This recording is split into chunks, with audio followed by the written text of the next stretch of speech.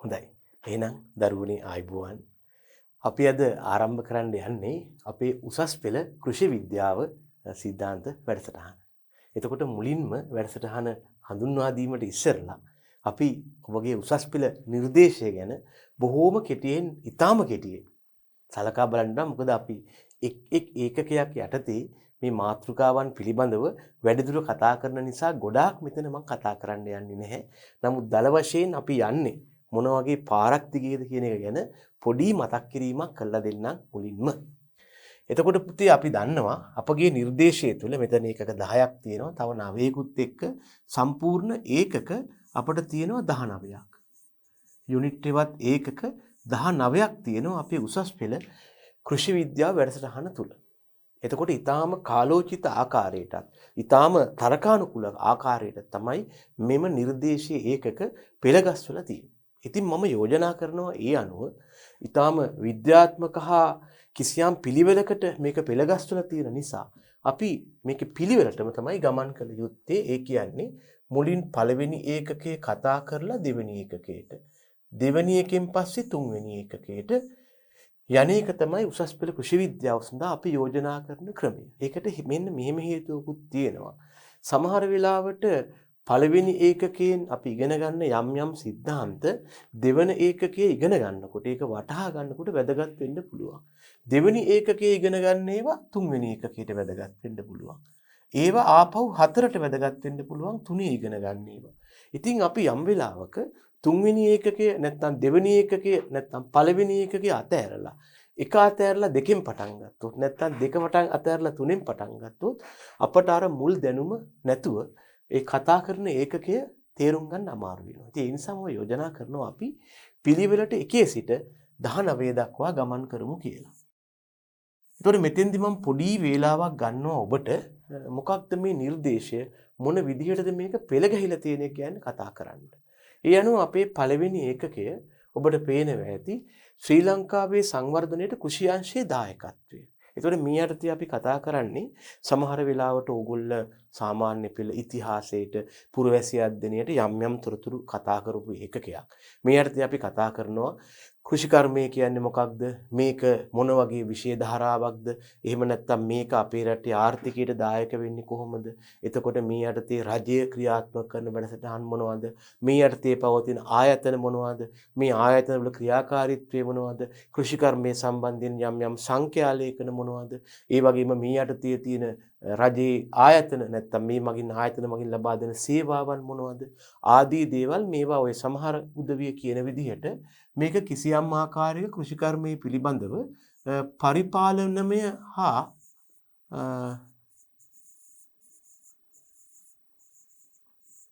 නැත්නම් කිසියම් ආකාරයක මේකට මේ ගැළපෙන ආර්ථික දේවල් පිළිබඳව කරන සාකච්ඡාවක් කියලා අර්ථ දක්වන්න පුළුවන්.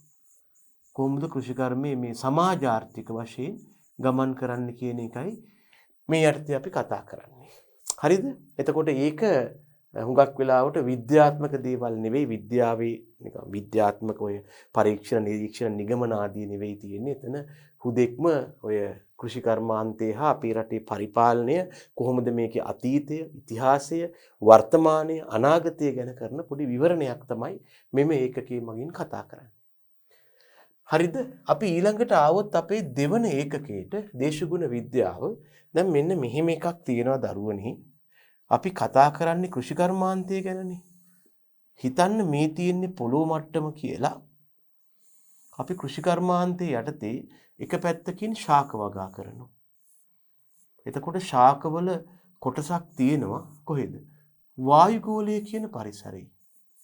පොළවෙන් ඉහළ තියෙන පරිසරයට අපි කියන්නේ වායුගෝලය කියලානේ. මේ ශාක කියන ජීවියාගෙන් කොටසක් තියෙනවා වායුගෝලය කියන පරිසරයේ, අනික් කොටස තියෙන්නේ පස කියන පරිසරයේ. එතකොට මේ කෘෂිකර්මයේ යටතේ එක පැත්තකින් ශාක වගා කරන අතර අනික් පැත්තෙන් අපි ගොවිපල් සත්තු ඇති කරනවා. ගවයා, කුකුලා, එළුවා, ඌරා, බැටළුවා, තාරාවා ආදී වශයෙන් ගොවිපල් සත්තු ඇති කරනවා. ගොවිපල් සත්තු නම් තනිකරම ජීවත් වෙන්නේ වායුගෝලයේ බව ඇත්තයි. නමුත් ශාක ගත්තාම ශාකවල කොටසක් වායුගෝලයේ තියෙනවා, කොටසක් පසේ තියෙනවා. එතකොට මේ වායුගෝලය කියන පරිසරය ශාක වලට බලපාන්නේ කොහොමද? වායුගෝලයේ ලැබෙන වර්ෂාපතනය, වායුගෝලයේ පවතින උෂ්ණත්වය, වායුගෝලයේ පවතින ආලෝකය, වායුගෝලයේ සුළං හමා යාම, වායුගෝලයෙන් සිදුවන වාෂ්පීකරණය, වායුගෝලයට ජලයේ හානි වීම, මෙන්න මේ වාගේ දේවල් ගැන අපි කතා කරනවා. අපි කෘෂිකර්ම යන්ත්‍රය යටතේ ශාක ගැන කතා කරන නිසා ශාක වලට බලපානවා වායුගෝලීය පරිසරය. ඒ ශාක වලට බලපාන මේ වායුගෝලීය පරිසරය ගැන අපි කතා කරන්නේ දේශගුණය යටතේ. හරිද? ඔන්න ඒක තමයි දේශගුණයට අදාළ කතන්දරය. අපි දේශගුණය ගැන කතා කරන්නේ ඒ නිසා. තුන්වෙනිව කතා කරනවා පාංශු විද්‍යාව. පාංශු කියලා මෙතෙන්දි කියන්නේ දරුවනේ පසටයි. දැන් කෘෂිකර්මාන්තයේදී පස ගැන කතා කරන්න හේතුව අපි අර දක්වපු රූපයෙන්ම තිබුණානේ. මොකද ශාකවල මුල් ගමන් කරන්නේ පස කියන පරිසරය තුල.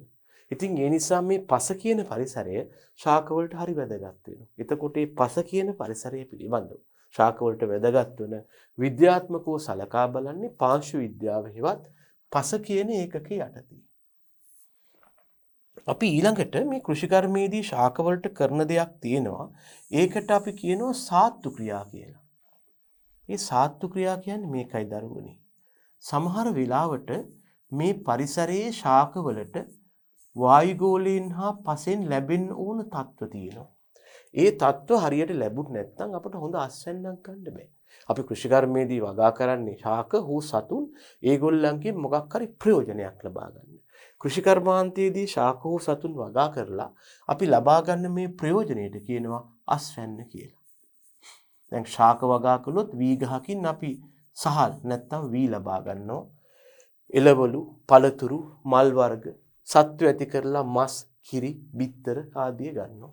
මේවා තමයි අස්වැන්න. ඉතින් ළමයි මේ අස්වැන්න ලබා ගන්න නම් මේ පරිසරය, මේ වායුගෝලයේ හා පස කියන පරිසරය ශාකවලට හෝ සතුන්ට හොඳට තියෙන්න ඕන. හොඳට තිබුණොත් තමයි හොඳ අස්වැන්නක් ලැබෙන්නේ. නමුත් සමහර වෙලාවට වෙන්නේ මොකක්ද? මේ පවතින වායුගෝලයේ හා පස කියන පරිසරය එක්ක වායුගෝලය එක්ක පස ශාකවලට ඕන විදිහට නැහැ. හොඳ විදිහට නැහැ. ඒ නිසා අපිට සිද්ධ වෙනවා කෘතිමව ශාකවලට හෝ සතුන්ට තමා අවට පරිසරය යෝග්‍ය තත්වයට පත් කරන්න. ඉතින් මෙන්න මේ විදිහට යම් ජීවියෙකුට එයා අවට පරිසරය එයාට යෝග්‍ය තත්වයට පත් කිරීමට කරන ක්‍රියාවන්ට අපි කියනවා සාත්තු ක්‍රියා කියලා. සාත්තු ක්‍රියා කරන්නේ මේ පවතින පරිසරය එයාට හොඳටම නැත්තම්. හොඳටම තියෙනවා නම් අමුතුවෙන් සාත්තු කරන්න දෙයක් නැහැනේ. හොඳටම නැති හින්දා අපි සාත්තු කරලා යෝග්‍ය තත්ත්වේ ලබා දෙනවා.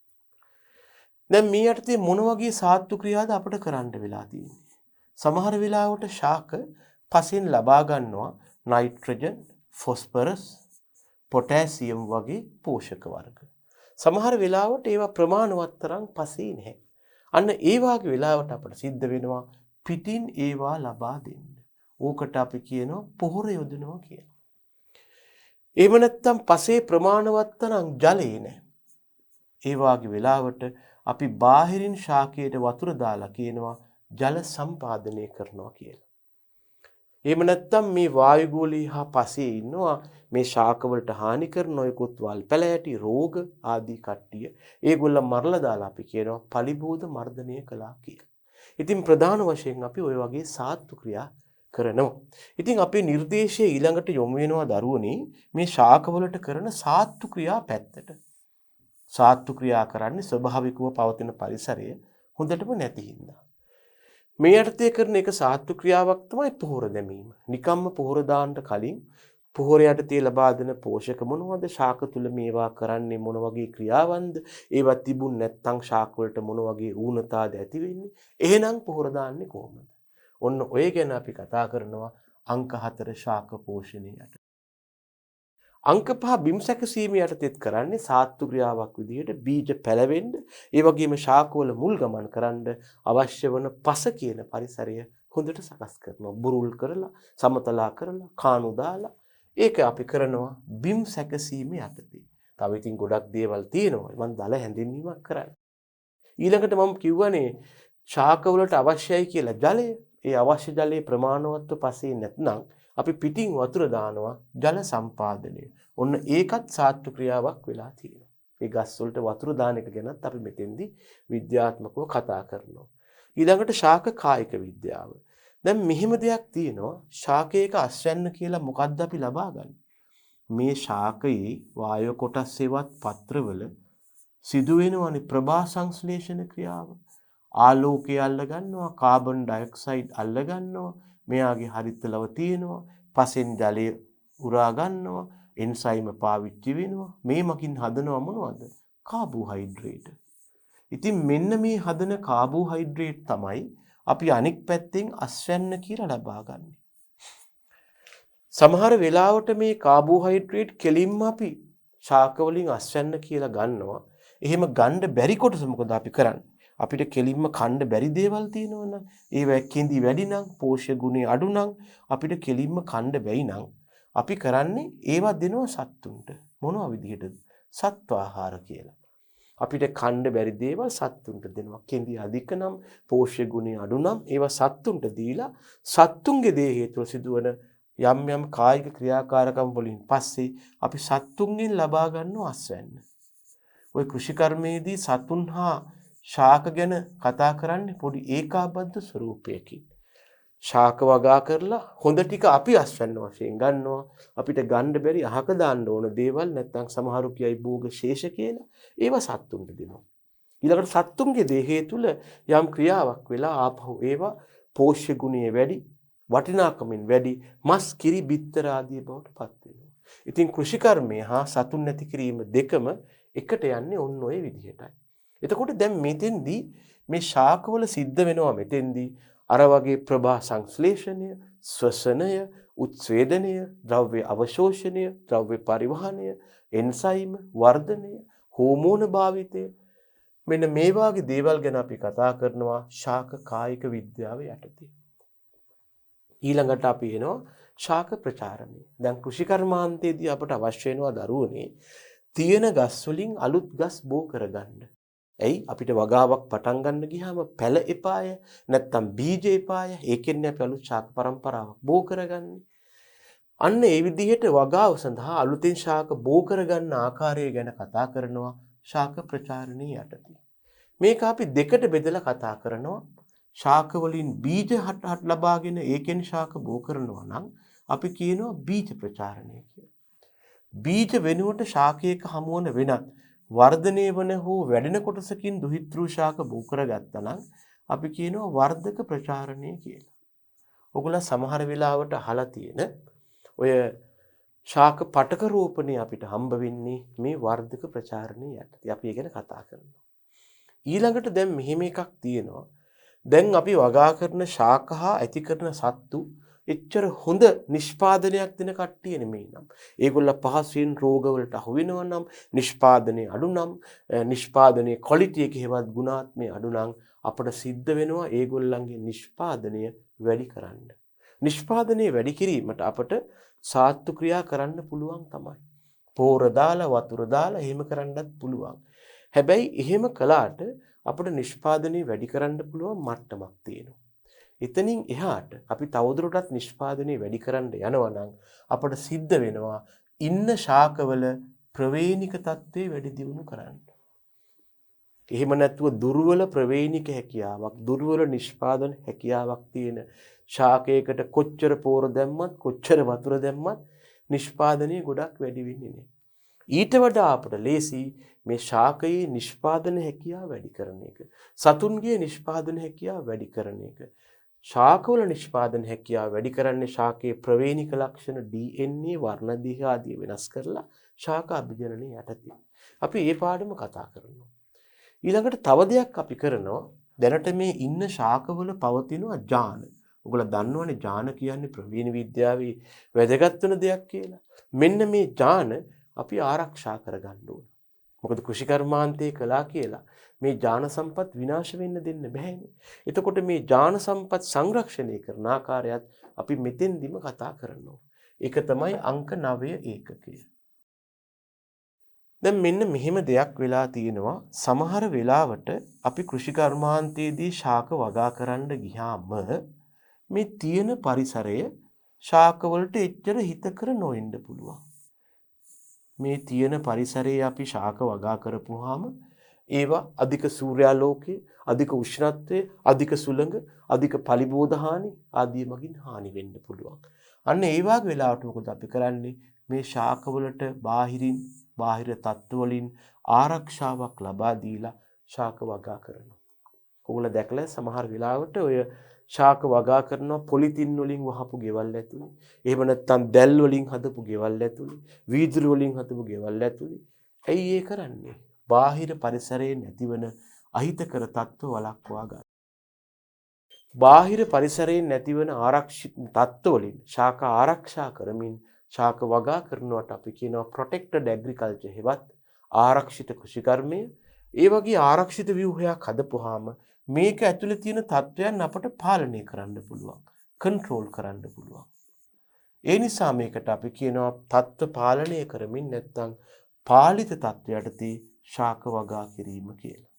මොකද මේක ඇතුලේ අපි තත්ත්ව පාලනය කරලා තියෙනවා. හරිද? ඒක තමයි අපේ 10 වන ඒකකය. දැන් නිර්දේශයේ තියෙනවයි කිව්වා ඒකක 19ක්. මේකෙන් ඒකක 10ක් ගැන මම උන්න කතා කළා. ඊළඟ ඒකකයක් මේකටම පොඩ්ඩක් සම්බන්ධ ඒකකයක් වෙනවා. අපේ 11 වෙනි ඒකකය මේක ලංකාවේ නම් ලොකු ප්‍රශ්නයක් නෙවෙයි. ලෝකයේ සමහර රටවල් වල ශාක වගා කිරීමට අවශ්‍ය පස් නැහැ දරුවනේ. පස කියන මාධ්‍යයක් නැහැ රටවල් වල. ඒගොල්ලන්ට පස හරි සීමාකාරී වෙලා තියෙනවා. එහෙම නැත්නම් පසේ ශාක වගා කරන්න ගියාම නොයෙකුත් ප්‍රශ්න තියෙනවා. පස નિසරුයි, පසේ රෝගපලිබෝධ හානි තියෙනවා. නැත්නම් පස වැඩ කරන්න ගියාම අත්වල මඩ ගෑවෙනවා, අවුවේ ඉන්න ඕනේ, එලිමහනේ ඉන්න ඕනේ. මේ නිසා මෑත කාලේ ඉඳලා මේ කෘෂිකර්මාන්තය ආව බොහොම මේ ලස්සනට දාඩිය දාන්න නැතුව, මඩ අත ගන්න නැතුව, අවුවේ ඉන්න නැතුව වගා කරන දේවල් වලට තරුණ කට්ටිය විශේෂයෙන් උනන්දු වෙනවා. ඉතින් අන්න ඒගොල්ලන්ගේ අවශ්‍යතාවයත් එක්ක බලලා අපේ නිර්දේශයේ තියෙන අලුත් ඒකකයක් නිර්පාංශු වගාව. මේකට සමහරු කියනවා soilless culture කියලා. පස ගැන කතා කරන්නේ පසෙන් තොර මාධ්‍යයක ශාක වගා කරනවා. පස ඇරුණාම මේ මාධ්‍ය ඝන මාධ්‍යයක් වෙන්න පුළුවන්, ද්‍රව මාධ්‍යයක් වෙන්න පුළුවන්. එහෙම නැත්නම් මුකුත්ම නැහැ නිකන් වායු ගෝලේ ශාක වල මුල් එල්ලලා තියලා වගා කරනවා වෙන්න පුළුවන්. මේ අලුත් සංකල්ප. ඊළඟට මම කලිනුත් කිව්වා ඕගොල්ලන්ට කෘෂිකර්මාන්තයේදී අපේ වගාවට හානි කරනවා, අපේ ගොවිපළ සතුන්ට හානි කරනවා නොයෙකුත් උදවිය. එහෙම හානි කරන අයට සරලව අපි කියනවා පලිබෝධ කියලා. කෘෂිකර්මයේදී හානි කරන දා කෘෂි පලිබෝධ කියන්න පුළුවන්. මෙන්න මේ කෘෂි පලිබෝධ මගින් අපේ අස්වැන්නට හානි වෙන නිසා ඒගොල්ලන් මැඩපවත්වන්නේ කොහොමද? කළමනාකරණය කරන්නේ කොහොමද කියන එකයි අපේ ඊළඟ 12 වෙනි මාතෘකාව. කෘෂි පලිබෝධ කළමනාකරණය. දැන් මෙහෙම එකක් තියෙනවා. අපි අර කලින් කිව්ව විදිහට අපි කෘෂිකර්මාන්තයේදී ශාක වගා කරනවා. ඒ වගා කරන ශාක වලින් අපි කෑමට ගන්න දේවල් තමයි ආහාර කියලා කියන්නේ. ආහාර මගින් අපට පෝෂණය ලැබෙනවා. එතකොට කෘෂිකර්මාන්තයේදී අපි ශාක වගා කරලා අස්වැන්නක් ලබා ගන්නවාට එහාට යනවා. මේ අස්වැන්නේ පවතින පෝෂණ අගය ගැන කතා කරනවා. ඊළඟට ඒක ආහාරයක් වශයෙන් සකස් කරන හැටි කතා කරනවා. එතකොට මේක එක්තරා ගොඩක් ප්‍රායෝගික පාඩමක් වෙනවා. වර්තමානයේ මේ මාතෘකාවට ලොකු ඉල්ලුමක් තියෙනවා. නිකම්ම භෝග වගා කරලා අස්වැන්න එළියට දාන එක විතරක් නෙවෙයි, ඒකේ පෝෂණීය පැත්ත, පෝෂණාගය වැඩි කරන හැටි, ඒක වාණිජ මට්ටමේ ආහාරයක් බවට පත් කරන හැටි, කල් තබා ගන්න හැටි, ආරක්ෂා කරන හැටි, ගුණාත්මය ආරක්ෂා කරන හැටි ආදී ගැන කතා කරනවා. අංක 13 පෝෂණ විද්‍යාව හා ආහාර තාක්ෂණයේ යටතේ. ඊළඟට මෙන්න මෙහෙම දෙයක්ත් තියෙනවා. යම් ශේෂ්ත්‍රයක නැත්නම් යම් භූමියක අපි ඔන්න දැන් භෝග වගා කරනවා. අපි බීජයක් ගෙනල්ලා වගා කළා. ඔන්න බීජය ඔන්න වගා කළා. බීජ පැල් ප්‍රරෝහණය වුණා, කුඩා බීජ පැලයක් ලැබුණා, වැඩෙන ශාකයක් ලැබුණා. මේකේ ගෙඩි හැදුනා. මේ විදිහට අපි ඒවා නෙලා ගත්තා. මේතක් වෙනකන් දරුවනේ කෘෂිකර්මාන්තයේදී උනන්දුවක් දැක්ුවේ මෙන්න මේ ශාක සිටුවීමේ ඉඳලා අස්වනු නෙලීම දක්වා ක්‍රියාවට විතරයි. මෙන්න මේ ක්‍රියාකාරකම් වලට අපි කියනවා ප්‍රී හාර්වෙස්ටිං ඇක්ටිවිටීස් හෙවත් පෙර අස්වනු ක්‍රියා කියලා. මෑත කාලයක් වෙනකම් මිනිස්සු උනන්දුවක් දැක්ුවේ අලුත් ක්‍රම හැදුවේ. අලුත් තාක්ෂණයන් ආවේ මේ පෙර අස්වනු ක්‍රියාවන් වලට. අලුත් බීජ වර්ග හැදුවා. අලුත් පොහොර වර්ග හැදුවා. අලුත් කෘමිනාශක හැදුවා. අලුත් බිම් සකස් කරන උපකරණ, අලුත් දිය රේසින උපකරණ, අලුත් වල් නාශක, අලුත් කෘමිනාශක, අලුත් අස්වනු නෙළන උපකරණ ආදී හැදුවා. හැබැයි අස්වැන්න නෙළුවාට පස්සේ ඒක පරිභෝජනයේ හෙවත් පාවිච්චි කිරීම දක්වා තව ගොඩාක් පියවර තියෙනවා. අන්න ඒ ක්‍රියාකාරකම් වලට දරුවනේ අපි දැන් මෙහොම ගිහිල්ලා අවසානයේ අස්වැන්න කවුරු හරි කෙනෙක් පරිභෝජනය කරනවා. අස්වනු නෙලීමේ ඉඳලා පරිභෝජනය දක්වා තියෙන මේ පියවර වලට අපි කියනවා පසු අස්වනු ක්‍රියා කියලා. දැන් මෙන්න මෙහෙම දෙයක් ලෝකයේ වුණා. මේ පෙර අස්වනු ක්‍රියා ඉතා ශීඝ්‍රයෙන් දියුණු වුණාට මේකට අලුත් අලුත් තාක්ෂණයන් ක්‍රමවේද ආවට නෙළුවට පස්සේ හරි නවීන තාක්ෂණයක් වේගයෙන් වර්ධනය වුණේ නැහැ පරිභෝජනයේ දක්වා. මේකේ ප්‍රතිඵලය වුණේ මොකක්ද? ලොකු අස්වැන්නක් නෙලා ගත්තට ඒක පාවිච්චි කරන්න ඉස්සෙල්ලා තව පියවර ගොඩක් තියෙනවානේ. නෙලාගත් අස්වැන්න පිරිස්සු කරන්න ඕන, සකස් කරන්න ඕන, ගබඩා කරන්න ඕන, ප්‍රවාහනය කරන්න ඕන, අසුරන්න ඕන, අලෙවි කරන්න ඕන. මේ වගේ පියවර දියුණු නොවීම නිසා මොකද උනේ?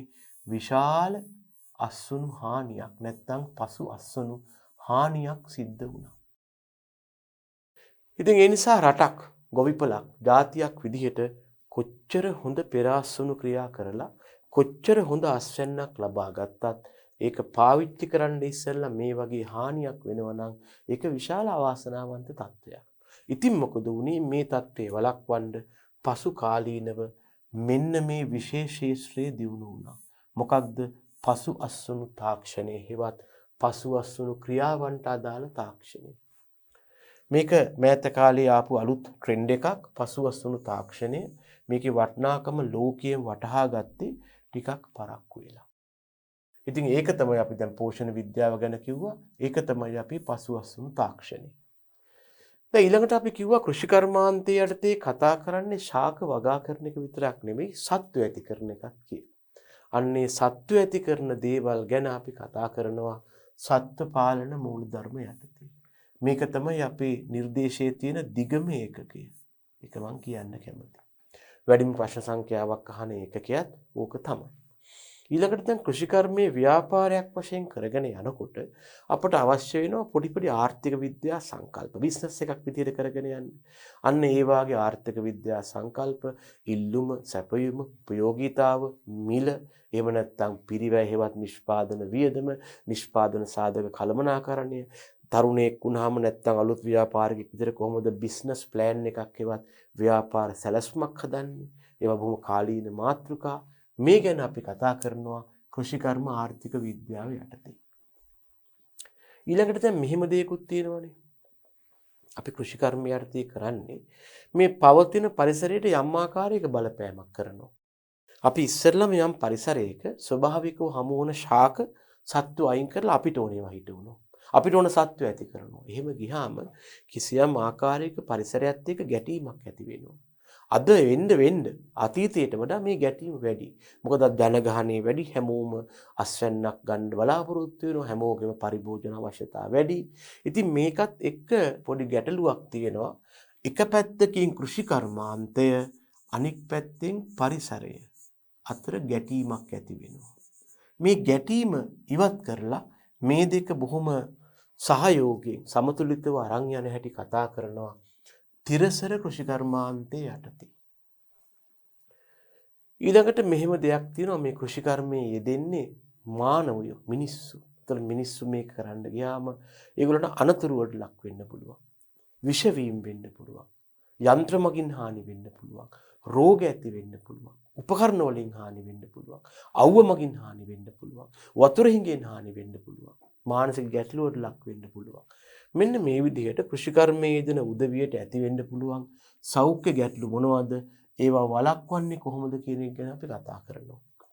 මේකත් ඊටා මෑත කාලේ ජනප්‍රිය වුණු විශේෂ ශාස්ත්‍රයක්. මේ යටතේ කතා කරනවා ඕනෑම ශාස්ත්‍රයක තියෙන ආරක්ෂාකාරී බව හේවත් සේෆ්ටි මෙෂර්ස් කියලා අපි කියන්නේ. ආරක්ෂක පූර්වෝපායන් ගැන අපි මෙතෙන්දී අවධානය යොමු කරමු. ඔයගොල්ලෝ විශ්වාස කරයිද දන්නේ නැහැ. අපේ රටේ අවුරුද්දකට විශාල ප්‍රමාණයක් මිය යනවා කෘමිනාශක විෂ වීමෙන්. ඉතින් මේකට ප්‍රධානම හේතුවක් තමයි මේ කෘමිනාශක වැරදි විදිහට පරිහරණය කිරීම. ඉතින් මේ මරණ සාමාන්‍යයෙන් අවුරුද්දකට පුතේ ආසන්න වශයෙන් මිනිස්සු 9000ක් විතර මේ පෙස්ටිසයිඩ් පොයිසනින් හෙවත් කෘමිනාශක විෂ වීමෙන් මැරෙනවා. මේ විශාල මරණ සංඛ්‍යාව අපිට අවම කරගන්න පුළුවන් හරියට මේවා පරිහරණය කළොත්. හැබැයි ඉතින් මෙහෙම එකක් තියෙනවා. මේ 9000ම මිය යන්නේ කෘමිනාශක විෂ වීමෙන් උනාට මේ විෂ වීම ආකාර දෙකයි. එකක් තමයි අත්තරදීම් මගින් අනික සිතාමතා. සිතාමතා කියන්නේ ඉතින් මිනිස්සු සිත් ඇවිලක් ආපුවම මේක පානය කරනවා. හැබැයි ඒකට සමහර වෙලාවට කෘෂිකාර්මිකයතු බලපානවා. අස්වැන්න අඩු වෙලා, ආදායම අඩු වෙලා, වගාව පාළු වෙලා එහෙම වුණාම සමහර ගොවියෝ මෙතෙන්ට යනවා. ඉතින් ඒ ගැටලු වලට ආමන්ත්‍රණය කරනවා මෙම ඒකකයේ මගින්. අපි එනවා අවසාන ඒකකයට කෘෂි කර්මාන්තයේදී මුහුණ පාන අභියෝග හා ඒවා ජය ගැනීම ගැන. මේ අභියෝග කියලා කියන්නේ සමහර වෙලාවට පරිසරයෙන් මගින් ඇතිවන හරිතාගාර ආචරණය, මිහිතලයේ උණුසුම් වීම, එහෙම නැත්නම් සමහර ආර්ථික ගැටලු, එහෙම නැත්නම් පරාගණකාරක වඳවීම වැනි තත්ත්ව ගැන මේ යටතේ අපි කතා කරනවා. ඉතින් ඒක තමයි අපි අවසාන හේවත් 19 වෙනි ඒකකය. ඉතින් මම දල වශයෙන් ඔබට අපේ නිර්දේශය තමයි මේ හඳුන්වා දුන්නේ. එහෙනම් අපි මෙතනින් එමු අපගේ පළවෙනි පාඩමට. නැත්තම් පළවෙනි ඒකකයට. මොකක්ද පළවෙනි පාඩම නැත්තම් පළවෙනි ඒකකයේ දරුවනේ? ඒක තමයි ශ්‍රී ලංකාවේ සංවර්ධනයේට කෘෂි අංශයේ දායකත්වය. මේක තමයි අපගේ පළවෙනි ඒකකය වෙන්නේ. අපේ රටේ සංවර්ධනය කරන්න ගියාම අපට කෘෂිකර්මයේ දායක වෙන්නේ කොහොමද? ඊයර්ථයේ පළවෙනි පාඩම හම්බ වෙනවා කෘෂි කර්මාන්තයේ තාක්ෂණයේ හා කළමනාකරණයේ සංයෝජනයක් වන ආකාරය. හරිද? මේ යටතේ අපි කතා කරනවා කෘෂි කර්මාන්තය කියන්නේ මොකක්ද? තාක්ෂණය කියන්නේ මොකක්ද? මේ දෙක සම්බන්ධ වෙන්නේ කොහොමද? කෘෂි කර්මාන්තයේ කළමනාකරණයත් එක්ක සම්බන්ධ වෙන්නේ කොහොමද කියන දේවල් ගැන. හොඳයි. එහෙනම් අපි පාඩමටයි එන්න යන්නේ. යටතේ අපි මාතෘකාව කෘෂි කර්මය තාක්ෂණය හා කළමනාකරණයේ සංයෝජනයක් වන ආකාරය. එහෙමනම් එක පැත්තකින් කෘෂි කර්මය තාක්ෂණයත් එක්ක බද්ධ වෙලා තිනවා. අනික් පැත්තෙන් කෘෂි කර්මයේ කළමනාකරණයත් එක්ක බද්ධ වෙලා හෙවත් සංයෝජනය වෙලා තියෙනවා. ඉස්සෙල්ලම දැනගන්න වෙනවා මොකක්ද මේ කෘෂි කර්මාන්තය කියන්නේ කියලා. දැන් බලන්න මේ වචනේ ඇග්‍රිකල්චර් ප්‍රංශ භාෂාවෙන් මම නිකමට කියන්නේ ළමයි ඇග්‍රි කියලා කියන්නේ ප්‍රංශ භාෂාවෙන් පස ආශ්‍රිත කියන එකයි. මේක ප්‍රංශ වචනයක්. පස ආශ්‍රිත කියන එකයි ඇග්‍රි කියලා මෙතන කියන්නේ. කල්චර් කියලා කියන්නේ මේක ඉංග්‍රීසි වචනයක්. හැබැයි මේ දෙක බද්ධ වෙලායි තියෙන්නේ වගාව. ඒ නිසා මේ ඇග්‍රිකල්චර් කියලා කියන්නේ තනි වචනයක් වුණාට පුතේ මේ වචනේ කෑලි දෙකක් තියෙනවා. එකක් තමයි මේ ඇග්‍රි කියන කෑල්ල, අනික තමයි කල්චර් කියන කෑල්ල. ඇග්‍රි කියන කෑල්ල ප්‍රංශ, කල්චර් කියන කෑල්ල ඉංග්‍රීසි. මේ දෙකෙන් කියන්නේ මොකක්ද? පස ආශ්‍රිතව කරන මොකක් හරි ගොවිතැන් කිරීමක්, වගා කිරීමක් ගැන. එතකොට මෙන්න මෙහෙම එකක් තියෙනවා. මේකට ටිකක් ඉතිහාසයක් තියෙන වෘත්තියක් තමයි මේ කෘෂි කර්මාන්තය කියන්නේ. මෙතන පොඩි අර්ධදැක්වීමක් කියලා කරනවා. ආහාර හා වෙනත් අවශ්‍යතාවයන් සඳහා හෝ ආර්ථික ප්‍රතිලාභයක් සඳහා භෝග වගා කරනවා, සත්තු ඇති කරනවා. මේකේ ආර්ට් එකක් හේවත් කලාවක් තියෙනවා, විද්‍යාවක් තියෙනවා. මම පොඩ්ඩක් මේ කෘෂි කර්මාන්තයේ නැත්තම් මේ කතන්දරේ ඉතිහාසයට ගමන් කරනවා. දරුවනේ ඔගොල්ලෝ අහලා ඇති මිනිස්සු කිසියම් ආකාරයක ශිෂ්ටාචාර හදාගත්තා. ඒ ශිෂ්ටාචාර හදාගන්න ඉස්සෙල්ලා ඒගොල්ලෝ තමන්ගේ මානව ඉතිහාසය තුළ විවිධ යුග ගත කරලා තියෙනවා. මේකෙන් පළවෙනි යුගයට අපි කියනවා ළමයි දඩයම් යුගය කියලා. ඔයගොල්ලෝ කවුරුත් මේ ගැන අහලා ඇති.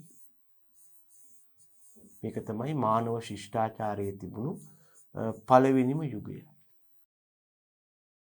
මිනිස්සු කලේ මොකක්ද? ඊතා නොදියුණු ගල්පතුරු උල් ආදී අරගෙන ගිහිල්ලා ගෝත්‍ර වශයෙන් ගිහිල්ලා සත්තුන්ව දඩයම් කරගෙන ඒගොල්ලන්ව මරාගෙන අමුයෙන් හරි පස්සේ ගින්දර හොයාගෙන පුලුස්සාගෙන කෑවා. මේක තමයි මානව ශිෂ්ටාචාරයේ ආරම්භය ඇති වුණු පළවෙනි යුගය, දඩයම් යුගය කියනවා. අපි ඉංග්‍රීසියෙන් කියනවා hunting and gathering era කියලා.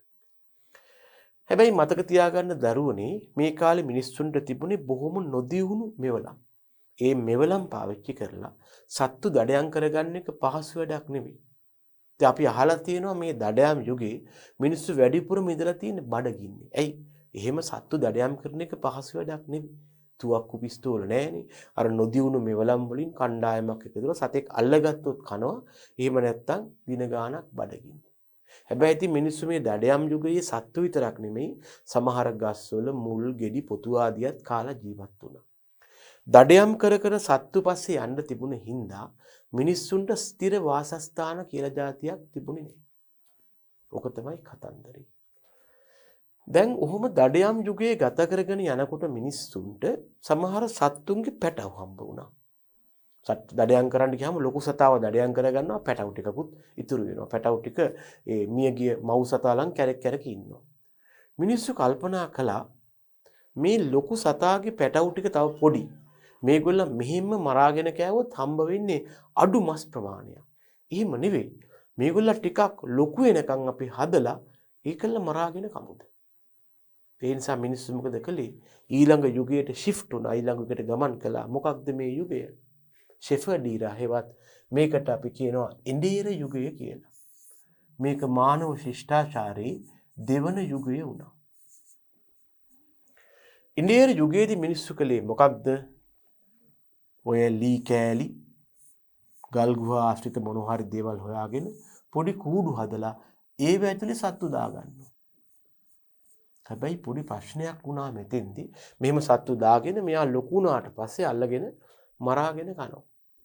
මේක පොඩි වැඩක් වුණා.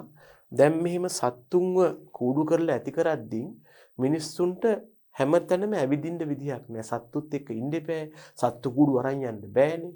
ඒ හන්දා මිනිස්සුන්ට සිද්ධ වුණා යම් තැනක සෙටල් ඩවුන් වෙන්න. නැත්තම් යම් තැනක ස්ථාවරව පදිංචි වෙන්න. ඉතින් මිනිස්සු ගෙවල් හදවුවේ නෑ.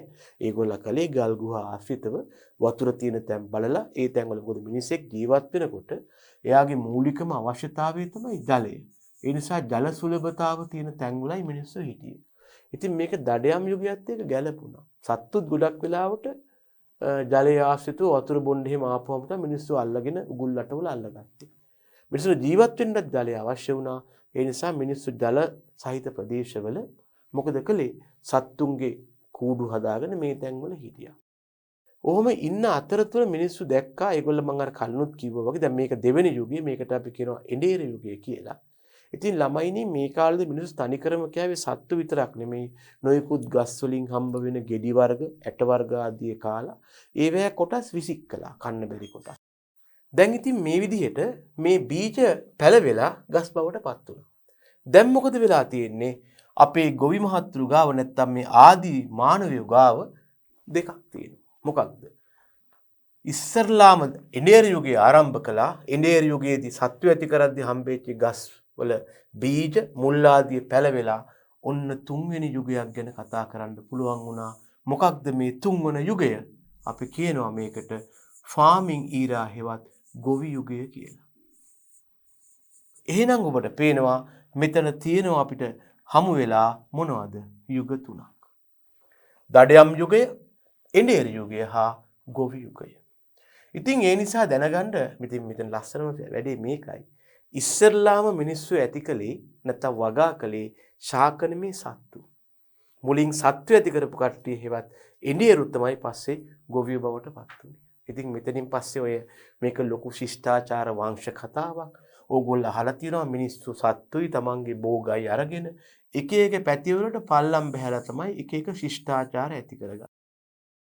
යුෆ්‍රටිස් ටයිග්‍රීස් ශිෂ්ටාචාරය, හොයන්හෝ ශිෂ්ටාචාරය, ඉන්දු ගංගා නිම්න ශිෂ්ටාචාරය, ඊජිප්තු ශිෂ්ටාචාරය ආදී වශයෙන් මිනිස්සු එක එක පැතිවල මේ ජලයේ පදනම් කරලා මොකද ළමයි භෝග වගා කරන්න ජලයේ පාය ජලයේ පදනම් කරගෙන ශිෂ්ටාචාර ඇති කළා. ඔන්න ඕකෙන් තමයි දරුවනේ අපි මේ කතා කරන අපේ විෂය පදේ වන කෘෂි කර්මාන්තයේ බිහි වෙලා තියෙන්නේ. ඕක තමයි කෘෂිකර්මාන්තය ගැන අපිට දෙන්න පුළුවන් පැහැදිලි කිරීම. right. අපි දැන් පොඩ්ඩක් අපි අර්ධයක් දිහා ආය පාරක් බැලුවොත් බලන්න. එහෙනම් මෙතන කියවෙන දෙයක් තියෙනවා මොකක්ද? මිනිස්සුන්ට අවශ්‍ය වෙනවා ආහාර. ඒ වගේම වෙනත් අවශ්‍යතාවයන් මොනවද? කෙඳි අවශ්‍ය වෙනවා, දැව අවශ්‍ය වෙනවා, ඖෂධ අවශ්‍ය වෙනවා, එහෙම නැත්නම් සෙවිලි ද්‍රව්‍ය අවශ්‍ය වෙනවා. ගස් වලින් ගන්න එකම දේ ආහාර විතරක් නෙමෙයි. එහෙම නැත්නම් ආර්ථික ප්‍රතිලාභ. මොකක්ද මේ ආර්ථික ප්‍රතිලාභ කියන්නේ? එක්ක එයාට මේක විකුණන්න පුළුවන්. එහෙම නැත්නම් කඩෙන් සල්ලි දීලා ගන්න දෙයක් වෙනුවට ආදේශ කරන්න පුළුවන්. එතකොට ඒකට තියෙනවා මූල්‍යමය සල්ලි වටිනාකමක්. ඒකයි මේ ආර්ථික ප්‍රතිලාභයක් කියලා කියන්නේ. එහෙනම් එතෙන්දී ඒගොල්ලෝ වගා කරනවා භෝග, ඒ වගේම සත්‍ය ඇති කරනවා. දැන් මට තව දෙයක් කියන්න තියෙනවා. මොකක්ද භෝගයක් කියලා කියන්නේ? භෝගයක් කියලා කියන්නේ මෙන්න මෙහෙමයි. ඇත්තටම භෝගයක් කියලා මෙතන අදහස් කරන්නේ ශාකයකටයි. හැබැයි භෝගයක ලක්ෂණයක් තමයි එයා අපි කිසියම් ප්‍රයෝජනයක් සඳහා වගා කරන ශාකයක්. සෑම ශාකයක්ම භෝගයක් වෙන්නේ නැහැ. ඒ ශාකයේ වගා කිරීමෙන් අපට යම් ප්‍රයෝජනයක් තිබේ නම් එයා ඔන්න භෝගයක් හෙවත් ක්‍රොප් එකක් වෙනවා. ඒ නිසා කිසියම් ප්‍රයෝජනවත් ශාකයක් තමයි අපි භෝගයක් කියලා කියන්නේ. මේකට ඉංග්‍රීසියෙන් කියනවා ක්‍රොප් කියලා. ඒතර මේ වගේ භෝගයක් වගා කරපුවාම ඒ භෝගයෙන් ලැබෙන පාවිච්චි කරන්න පුළුවන් වැදගත් ප්‍රයෝජනයට අපි කියනවා අස්වැන්න කියලා. යම් භෝගයකින් ලබා ගන්නා ප්‍රයෝජනවත් කොටසට අපි කියනවා අස්වැන්න කියලා. මේකට ඉංග්‍රීසියෙන් කියනවා yield කියලා. එහෙම නැත්නම් සමහරු කියනවා harvest කියලා. භෝගවලට ඉංග්‍රීසියෙන් කියනවා crops කියලා. ඒවා වගා කිරීමෙන් ලබා ගන්න ආර්ථිකව වැදගත් කොටස අස්වැන්න වෙනවා. සමහර ඒවායේ ගෙඩි අස්වැන්න වශයෙන් වැදගත්. උදාහරණ අඹ. සමහර ඒවායේ පත්‍ර වැදගත්. උදාහරණ පලා එළවලු. සමහර ඒවාගේ මුල් වැදගත්. මුල් කියන්නේ පොළොව යට තියෙන කොටස කියලා ගත්තොත් කැරට්, බීට්රූට්. සමහර ඒවා කඳ වැදගත්. උදාහරණ උක්. ඉතින් ආදී වශයෙන් යම් ශාකයක ආර්ථිකව වැදගත් කොටසට අපි කියනවා අස්වැන්න කියලා. නැත්නම් වැදගත් කොටසේවත් ප්‍රයෝජනවත් කොටස. ඒතර යම් ශාකයක ප්‍රයෝජනවත් කොටසේවත් අස්වැන්න ඉවත් කරගත්තාට පස්සේ ඉතිරි වෙන දේවල් වලට කියන්නේ මොනවද? අපි කියනවා භෝග ශේෂ කියලා. මේ කෘෂිකර්මයේදී නිතරම හමු වන ශාක වචනයක් තමයි භෝග ශේෂ. මේකට අපි ඉංග්‍රීසියෙන් කියනවා ළමයි crop residues කියලා.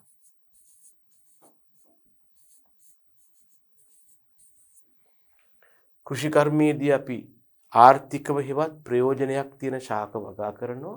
කෘෂිකර්මයේදී වගා කරන ප්‍රයෝජනයක් සහිත ශාකයක් භෝගයක් වෙනවා. එහෙම කෘෂිකර්මයේදී භෝග කියන ප්‍රයෝජනවත් ශාක වගා කරලා ඒකෙන් ප්‍රයෝජනවත් කොටස හෙවත් අස්වැන්න අයින් කරගත්තාට පස්සේ ඉතිරි වෙන ද්‍රව්‍ය වලට අපි කියනවා භෝග ශේෂ හෙවත් crop residues කියලා. එතකොට මේ crop residues හෙවත් භෝග ශේෂ වල මූලික ලක්ෂණයක් තියෙනවා. සමහර වෙලාවට මේ භෝග ශේෂ කියන කට්ටියගේ පෝෂ්‍ය ගුණය අඩුයි. මේවායේ අඩංගු පෝෂ්‍යක ප්‍රමාණය අඩුයි. ඒකනේ අපි අයින් කරන්නේ. එහෙම නැත්නම් මේවා දිරවීමේ හැකියාව හෙවත් ජීර්ණක ශක්තිය අඩුයි. මේවා කෑවට අපට දිරවන්න බෑ. ඒකයි අපි මේවා නොකා ප්‍රයෝජනෙට නොගෙන අයින් කරන්නේ. දැන් අපි ගොයම් ශාකයක් වගා කරලා ඒකේ ප්‍රයෝජනවත් කොටස වශයෙන් ලබා ගන්නවා වී. එහෙම නැත්නම් සහ. මොකද ඒක අපිට අස්වැන්න වශයෙන් වැදගත් වෙනවා. ඒකේ තියෙන දේවල් කන්න පුළුවන්. ඒකේ තියෙන පිෂ්ඨය අපිට කන්න පුළුවන්. ඒත් ප්‍රයෝජනවත් නැති දේ මොකද්ද? පිදුරු. පිදුරු අපිට කන්න බෑ. ඇයි? පිදුරු වල පෝෂ්‍ය ගුණය අඩුයි. දිරවන්න බෑ අපිට. පිදුරු වල තියෙන කෙඳි අපිට දිරවන්න බෑ. ඉතින් ඒ නිසා මේ බොහෝ විට භෝග ශේෂවල මූලික ලක්ෂණයක් තමයි පෝෂක ප්‍රමාණය අඩු වෙනවා, ජීර්ණක ශක්තිය අඩු වෙනවා. ඊළඟට අපි කරන දෙයක් තියෙනවා අපිට කන්න බැරි මේ ජීර්ණක ශක්තිය හා පෝෂ්‍ය ගුණය අඩු මේ භෝග ශේෂ මොකද අපි කරන්නේ? තෝරාගත් සතුන්ට දෙනවා. මොනවා විදිහට දෙන්නේ? සත්ව ආහාර විදිහට. අපිට කන්න බැරි හින්දා අපි සත්තුන්ට දෙනවා. සත්තු ඉතින් කනවා ඒවා. කෑවට පස්සේ මේ සතුන්ගේ දේහය තුල පොඩි ක්‍රියාවක් සිද්ධ වෙනවා. වැඩි හිතන්න එපා ඒක. ඒ ක්‍රියාවට අපි කියනවා පුතේ ස්වීකරණය කියලා. මේකට අපි කියනවා ස්වීකරණය කියලා. සමහරු ඉංග්‍රීසියෙන් කියනවා ඇසිමිලේෂන් කියලා.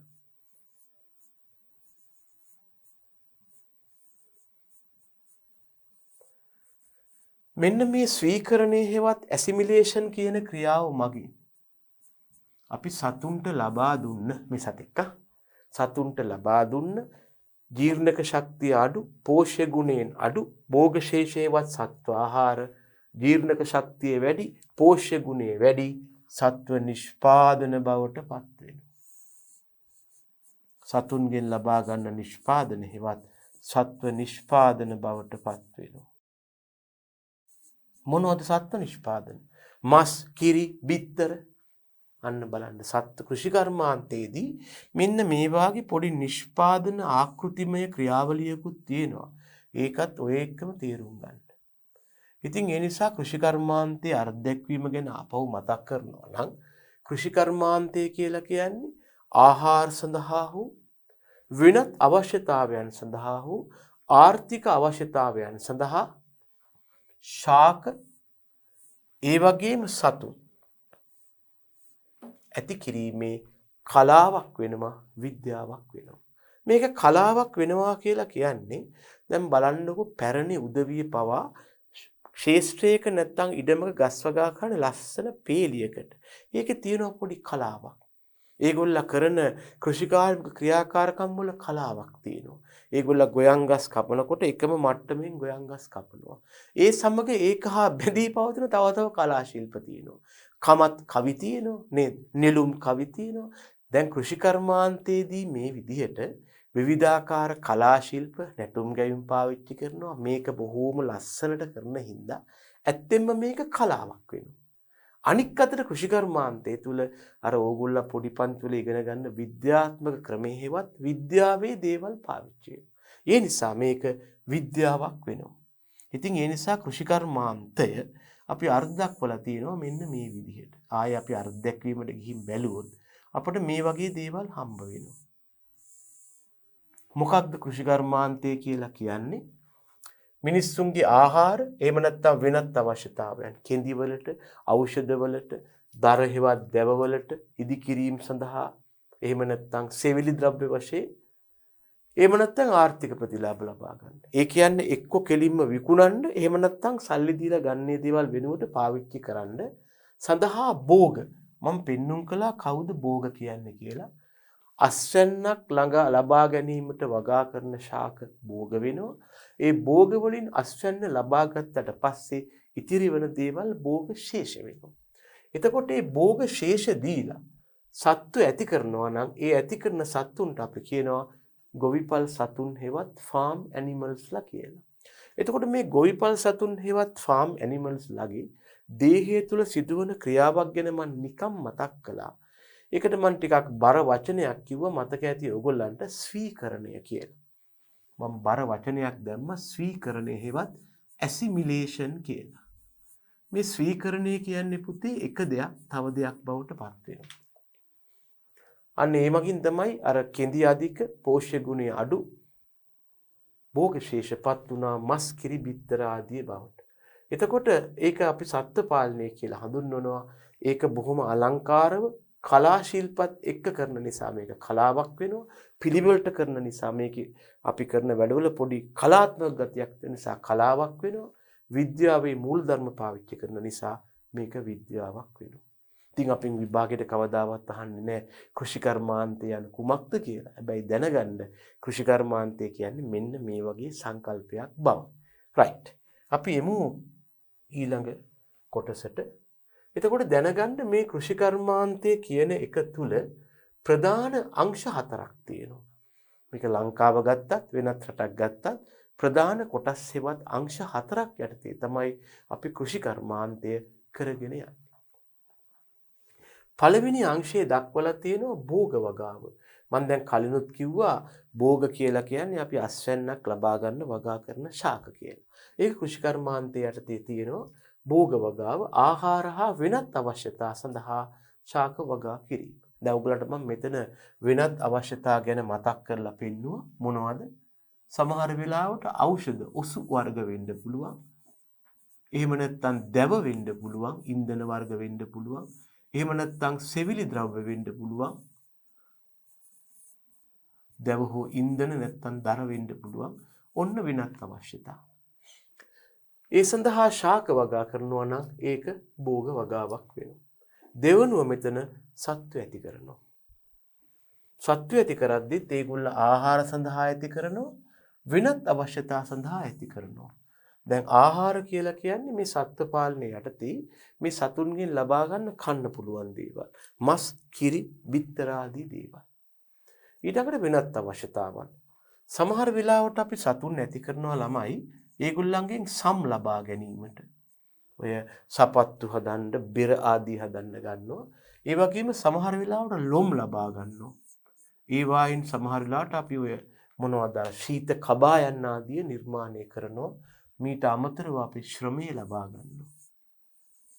සත්තුන්ගේ ශ්‍රමය අපි නොයෙකුත් උපකරණ ඇදගෙන යාමට, කරත්ත නැත්තම් සීසෑමේ වැඩවලට ලබා ගන්නවා බිම් සකස් කරන්න. ඊට අමතරව සමහරු සුරතලේ හෝ අලංකාරයටත් මේ සත්තු පාවිච්චි කරනවා.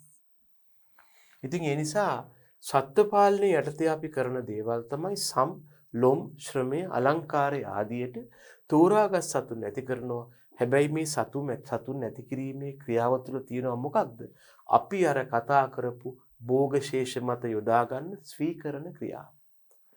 තුන්වෙනිව දීවර කර්මාන්තය කරනවා. එතකොට දීවර කර්මාන්තයේ ප්‍රධානම අරමුණ තමයි ආහාර සඳහා මාළු ඇති කරනවා. ඊට අමතරව සමහරු විනෝදාස්වාදය සඳහාත් ඇති කරනවා. විනෝදාස්වාදයට ඇති කරන මාළුන්ට අපි කියනවා ඕනමෙන්ටල් ෆිෂ් ඒවත් විසිතුරු මසුන් කියලා. ඔයගොල්ලෝ අහලා ඇති. විනෝදාස්වාදය සඳහා සුරතලයට ඇති කරන මාළුන්ට අපි කියනවා ඕනමෙන්ටල් ෆිෂ් කියලා. ඒකත් මෙතන එක කොටසක් වෙනවා.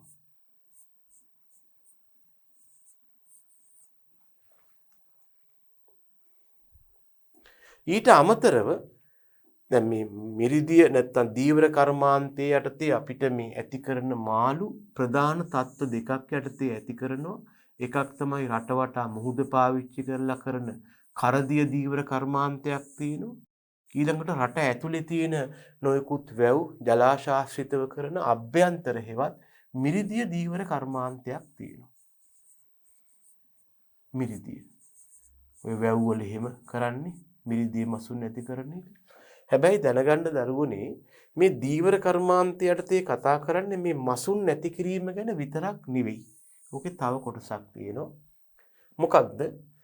ආහාරමය හෝ වෙනත් අවශ්‍යතාවයන් සඳහා මොකද අපි කරන්නේ? ජලජමය ශාක වගා කරනවා. ඇක්වටික් ප්ලාන්ට්ස් වගා කරනවා. මේක මේ ජලජමය ශාක වලට අපි ඉංග්‍රීසියෙන් කියනවා ඇක්වටික් ප්ලාන්ට්ස් කියලා. පොඩ්ඩක් මේ ටර්ම් සුරු කරගන්න. මම නිකන් දෙන්නේ ඒවා.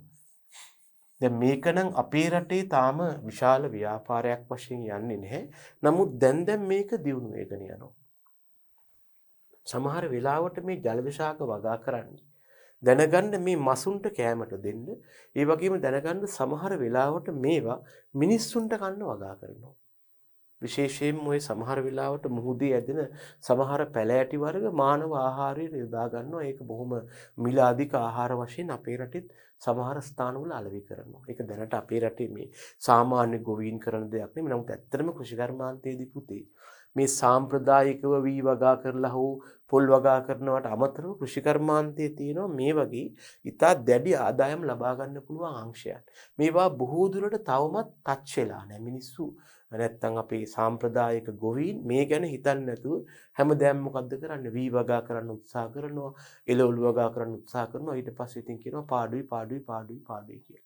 ඒ දැනගන්න එතනදී අපිට පුළුවන් අනික් කවුරුත් නොකරන ව්‍යාපෘතින ආරම්භ කළොත් හොඳ ලාභයක් ලබා ගන්න. අන්න උදාහරණයක් මත වුණා මොකක්ද? මේ ජලජමය පැලෑටි නැත්තම් ජලජමය විස්තර පැලෑටි වගා කිරීම. මේක ව්‍යාපාරයක් වශයෙන් කරන අය හරි අඩුයි. මේක මිරිදිය කරන්නත් පුළුවන්, කරදිය කරන්නත් පුළුවන්. ඒකත් දීවර කර්මාන්තයට අයිති වෙනවා. හැබැයි තාම මේකේ තියෙන්නේ මත්ස්‍ය කර්මාන්තයේ තමයි. හතරවෙනි ක්‍රියාවක් තියෙනවා. මේකට අපි කියනවා වන වගාව. ඉංග්‍රීසියෙන් කියන ෆොරෙස්ට්‍රි කියලා. කැලෑ ගස්මි කියන්නේ. මෙතන මේ අපි කරන්නේ ඇත්තටම නිකන් කැලෑවක් හදලා ඒක දිහා බලන් ඉන්න එක නෙවෙයි. මේකෙන් අපි ඉන්ධන බලාපොරොත්තු වෙනවා. එහෙම නැත්නම් දැව ගන්න බලාපොරොත්තු වෙනවා. විශේෂයෙන්ම පරිසරය හෝ වෙනත් සංරක්ෂණ ක්‍රියාවන් බලාපොරොත්තු වෙනවා. අලංකාරෙත් බලාපොරොත්තු වෙනවා. මෙන්න මේ සඳහා ශාක වගා කරනවා නම් ඒකට අපි කියනවා ෆොරස්ට්‍රියවත් වන වගාව කියලා. දැන් මෙහෙම දෙයක් තියෙනවා. දැන් අපේ රටේ ව්‍යාපාරයක් වශයෙන් මේක නොකලට දැනගන්න නේපාලය, බුරුමේ වගේ රටවල් වල ඒගොල්ලන්ගේ විදේශ ආදායම නැත්නම් පිට රටවලට විකුණලා ගන්න ආදායමෙන් සැලකිය යුතු ප්‍රමාණයක් හම්බ වෙනවා මේ දැව සඳහා ශාක වගා කරලා විකුණන එකේ. ලංකාවේ හිම තත්වයක් නැහැ. නමුත් මේකත් ව්‍යාපාරයක් වශයෙන් කරන්න පුළුවන්. මේකෙත් වැදගත්කම මොකක්ද? සමහර වෙලාවට පුතේ වෙනත් භෝගයන්ට යොදා ගන්න බැරි ඉඩම්වල අපිට දැව වගා කරන්න පුළුවන්. උදාහරණයක් තේක. ඒ වගේ දේවල් වලින් අපිට අමතර ආදායමක් ගන්න පුළුවන්. හොඳයි. අපි දැන් දේවල් දෙකක් කිව්වා. කෘෂිකර්මාන්තය කියන්නේ මොකක්ද කිව්වා. ඒකේ තියෙන ප්‍රධාන අංශ හතරක් ගැන කතා කළා. භෝග වගාව, සත්ත්ව පාලනය, දීවර කර්මාන්තය හා වන වගාව ගැන කතා කළා. හරි. ඊළඟට බලන්න කෘෂි විද්‍යාව කියන්නේ මොකක්ද? කෘෂි කර්මාන්තය කියන එකක් ගැන අපි ඉස්සරලා කතා කළා.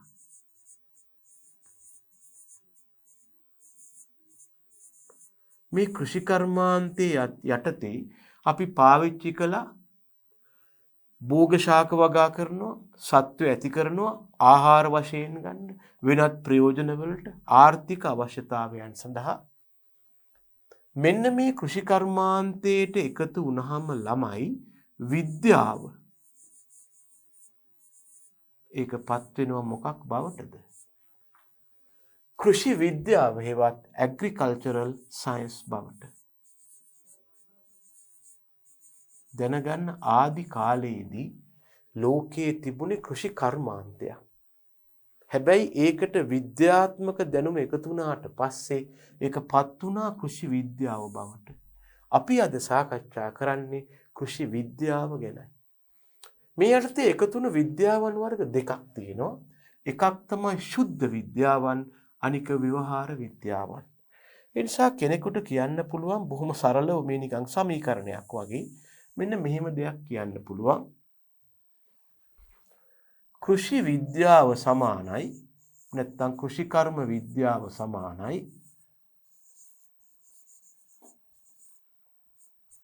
කෘෂි කර්මාන්තය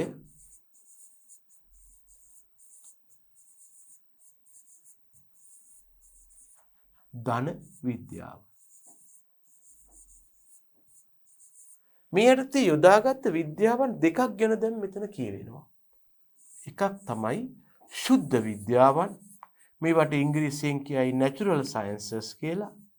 අනික් විද්‍යාවන් වර්ගයේ තමයි ව්‍යවහාර විද්‍යාවන්, මේවාට කියයි ඇප්ලයිඩ් සයන්සස් කියලා. කෘෂි කර්මාන්තයේට විද්‍යාව එකතු වුණාම කෘෂිකර්ම විද්‍යාව බවට පත් වුණා. එකතු වුණු විද්‍යාවන් දෙකයි. එකක් ශුද්ධ විද්‍යාවන්, අනික ව්‍යවහාර විද්‍යාවන්. දැන් ප්‍රශ්නයක් මතුවෙනවා. කවුද මේ ශුද්ධ විද්‍යාවන් කියන්නේ? කවුද ව්‍යවහාර විද්‍යාවන් කියන්නේ? දැන් මෙන්න මෙහෙම එකක් තියෙනවා. මානවයාගේ ආවේනික ලක්ෂණයක් තමයි අධිකව පවතින කුතුහලය. මානවයා අනික් සතුන්ගෙන් වෙන්වන මූලිකම ලක්ෂණයක් තමයි මේ කියුරියෝසිටි එක හෙවත් කුතුහලය. හොඳයි. මිනිසාට තියෙන ආවේනික ලක්ෂණයක් ගැන අපි මතක් කළේ මොකක්ද? මේ කුතුහලය. කුතුහලය කියලා කියන්නේ දැන් මේක අඩු වැඩි වශයෙන් අර මං කිව්වා වගේ සමහර රුක්වාසීන්ට හෙවත් ප්‍රයිමේටාවන්ට තියෙනවා දැන් ඔය. මොකද්ද වෙන්නේ? මොකද්ද මේක ඇතුලේ තියෙනක සොයා බලන්න. ඉතින් මිනිසාට තියෙන උපරිම කුතුහලයක්. එයාට දැනගන්න අවශ්‍ය වුණා ගස් කොළ පාටයි, ඉර පායන්නේයි, ඉර බහින්නේයි, වතුර ගලන්නේයි. මෙන්න මේ කුතුහලය නිසා මිනිස්සු මොකද කළේ? Tamanට දකින්න, අහන්න, විඳින්න ලැබෙන දේවල් තේරුම් අරගෙන ඒවා කිසියම් විද්‍යාත්මක ආකෘති යටතේ විස්තර කරන්න උත්සාහ කළා. විද්‍යාවේ මූලික ලක්ෂණ කීපයක් තියෙන බව ඔයගොල්ලෝ දන්නවනේ නේද? නිරීක්ෂණ මත පදනම් වෙනවා. මේක විෂය මූල නැහැ, මනෝ මූලයි ආදී වශයෙන්. අන්න ඒ විද්‍යාත්මක පදනම් යටතේ මිනිසුන් Tamanට ඇතිවුණු කුතුහලය නිසා ඇතිවන භාවයන් නැත්තම් පේන දේවල්, දකින දේවල්, විඳින දේවල් විස්තර කරන්න හැදුවා. ඉතින් හුදෙක්ම දරුවනේ මේ මිනිසාගේ කුතුහලය මත ඇතිවුණු මෙන්න මේ මූලික විද්‍යාවට අපි කියනවා ශුද්ධ විද්‍යාව කියලා.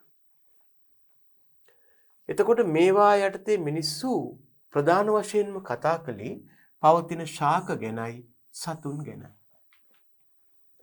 එතකොට මේ විද්‍යාව යටතේ අපිට හමු වෙනවා විවිධාකාර නියම හෙවත් laws.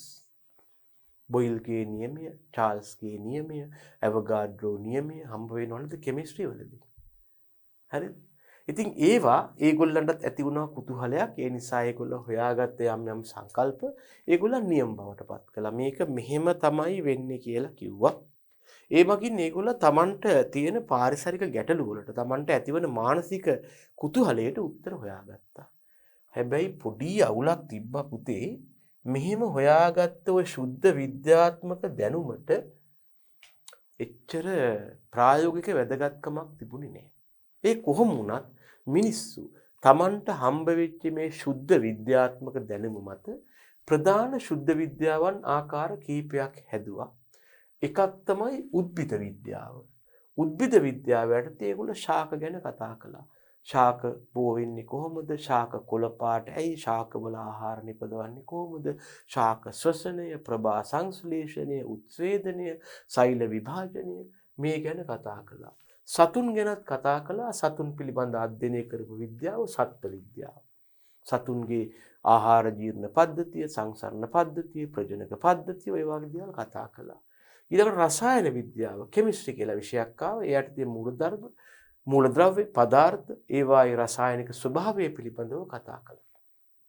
ඊළඟට ආවා ෆිසික්ස් හෙවත් භෞතික විද්‍යාව, පදාර්ථ හා ශක්ති ප්‍රභේදවල භෞතික ස්වභාවය පිළිබඳව තමයි ඒගොල්ලෝ කතා කළේ.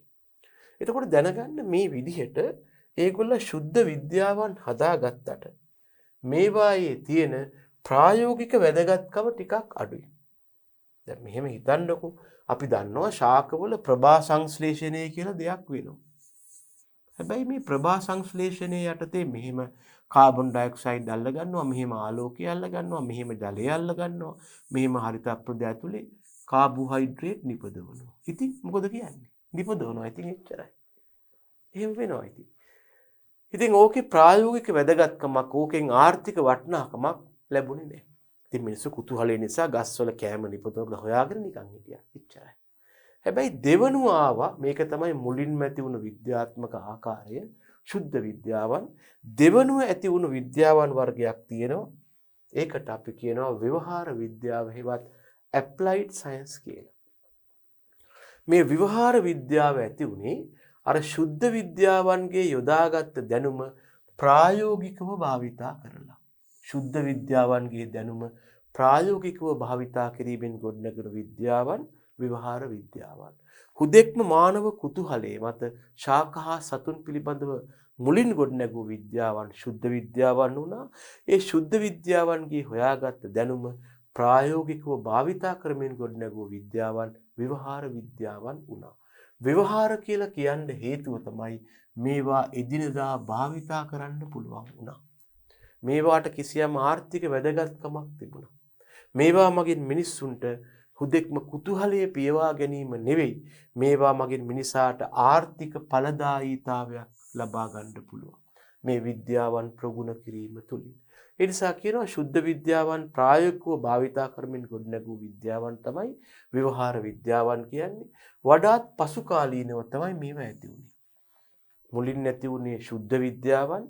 ඒ දැනුම මිනිස්සු Tamanගේ ප්‍රායෝගික උවමනාවන් වලට යොදා ගැනීමෙන් තමයි ශුද්ධ විද්‍යාවන් ඇති වුණේ. ඉතින් ඒ නිසා මේවා හුදෙක්ම මිනිසාගේ කුතුහලයේ මතම ඇති වුණු ඒවා නෙවෙයි. මේවා මිනිසා ආර්ථික ඵලදායීතාව සොයා යාමේදී ඇති වුණු විද්‍යාවන් වුණා. ශුද්ධ විද්‍යාවන් වල අපි දැක්කා අපිට හමු වුණේ ලෝ නැත්තම් නියම. හැබැයි මෙතන තියෙන්නේ මොනවද? නියම හෙවත් ලෝ හම්බ වුණේ ශුද්ධ විද්‍යාවන් වල. මෙතන තියෙන්නේ න්‍යායන් හෙවත් තියරිස්. මෙතන තියෙන්නේ න්‍යායන් හෙවත් theories. මොන වගේද? ව්‍යවහාර විද්‍යාවන් වල. අන්න ඒක විශේෂ ලක්ෂණයක් වෙනවා. right. දැන් ඊළඟට ප්‍රශ්නයක් තියෙනවා. දැන් මේ කෘෂිකර්ම දැන් මේ ව්‍යවහාර විද්‍යාවන්ට උදාහරණ මම ඉදිරිපත් කරලා තියෙනවා. ඉංජිනේරු විද්‍යාව ගන්නකො දැන්. ඉංජිනේරු විද්‍යාව තුළ භෞතික විද්‍යාව, රසායන විද්‍යාව මේ දෙකේම ගොඩක් දේවල් පාවිච්චි කරනවා. ඉදිකිරීම කරනවා, මෝටර රථ ගැන කතා කරනවා, ඩිසයින් කරනවා. මේවට ෆිසික්ස් අවශ්‍යයි, කෙමිස්ට්‍රි අවශ්‍යයි. වෛද්‍ය විද්‍යාවට රසායන විද්‍යාව අවශ්‍යයි, ජීව විද්‍යාව හෙවත් සත්ත්ව විද්‍යාව අවශ්‍යයි.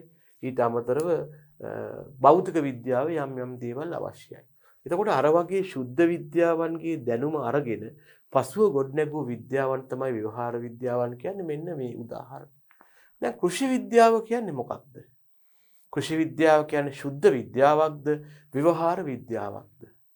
මම කියන්න කැමතියි කෘෂි විද්‍යාව තුළ ශුද්ධ හා ව්‍යවහාර කියන විද්‍යාවන් දෙකේම ලක්ෂණ තියෙනවා මේ විදිහට. හැබැයි කෘෂි විද්‍යාව වැඩිපුර නැඹුරු වන්නේ හොඳට මතක තියාගන්න. කෘෂි විද්‍යාව හෝ කෘෂිකර්ම විද්‍යාව වැඩිපුර නැඹුරු වන්නේ ව්‍යවහාර විද්‍යාවක් පැත්තටයි.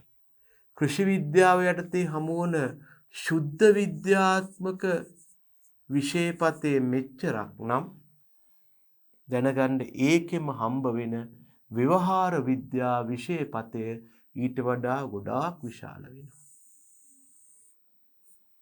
ඒ නිසා කෘෂි විද්‍යාව තුළ ශුද්ධ හා ව්‍යවහාර කියන විද්‍යාවන් දෙකේම ගතිගුණ පවතිනවා. හැබැයි ඒක වැඩිපුර බර වෙලා තියෙන්නේ ව්‍යවහාර විද්‍යාව පැත්තටයි. දැන් උදාහරණයක් ඕගොල්ලොම හිතන්නකෝ දරුවනේ. දැන් අපි කෘෂි විද්‍යාව තුලදී කතා කරනවා උද්භිද විද්‍යාවේ දැනුම අරගෙන මොකද කරන්නේ? අපි ශාකා බිජනනය එහෙම නැත්නම් ශාකවල වර්ධනය ගැන කතා කරනවා. ශාකවලට පොහොර යෙදීම ගැන එහෙම නැත්නම් ශාක දුහිතෘ ශාක නිපදවා ගැනීම හෙවත් ශාක ප්‍රචාරණය ගැන මම අර සිලබස් එකේ කිව්වේ. මේ ඔක්කොටම යොදාගන්නේ උද්භිද විද්‍යාවේ දැනුම. ඊළඟට අපි කතා කරනවා සත්ත්ව පාලනය. සත්ත්ව පාලනය එහෙම නැත්නම් පලිබෝධ මර්ධනය කිරීම. මේවට තනිකරම යොමු වෙලා තියෙන්නේ කවුද? සත්ත්ව විද්‍යාවේ දැනුම. අපි කෘෂි විද්‍යාව යටතේ කතා කරනවා ශාකවලට පොහොර යෙදීම ගැන. එහෙම නැත්නම් කෘමිනාශක භාවිතය ගැන. මොනවද මේ කතා කරන්නේ? තනිකරම කතා කරන්නේ අපි රසායන විද්‍යාව ගැන. ඊළඟට අපි කතා කරනවා කෘෂිකාර්මික උපකරණ ගැන. නගුල් ගැන, බිම් සැකසීමේ උපකරණ ගැන, දියරීසෙන යන්ත්‍ර ගැන, ට්‍රැක්ටර්ස් ගැන මොනවද මේ? ව්‍යවහාර විද්‍යාවේ දැනුම. ඒ නිසා මතක තියාගන්න මේ කෘෂි විද්‍යාව කියන විෂය පතේ තුල අපිට ওই ප්‍රධාන විද්‍යාවන් හතරේම ලක්ෂණ පෙළගස්වල දක්වන්න පුළුවන්. දැන් උදාහරණයක් අපි ගත්තොත් ශුද්ධ විද්‍යාවක් වන උද්භිද විද්‍යාව යටතේ ශුද්ධ විද්‍යාවක් වන උද්භිද විද්‍යාව යටතේ හමුවන දැනුම අපි පාවිච්චි කරනවා කෘෂි කර්මාන්තයේදී ශාක අභිජනනය කරන්න. අලුත් ශාක නිපදවා ගන්න.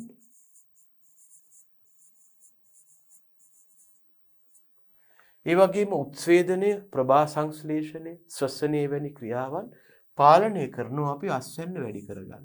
අපි බලනවා ප්‍රභා සංශ්ලේෂණය කළොත් තමයි අස්වැන්න ලැබෙන්නේ. ශ්වසනය මගින් වෙන්නේ අස්වැන්න අඩු වෙන එක. එහෙනම් අපි අස්තුන් වැඩි කිරීමට මේ ශාකවල කායික ක්‍රියාව නැත්තම් කෘෂි උද්භිද විද්‍යාව යටතේ කතා කරන කායික ක්‍රියා පාවිච්චි කරනවා.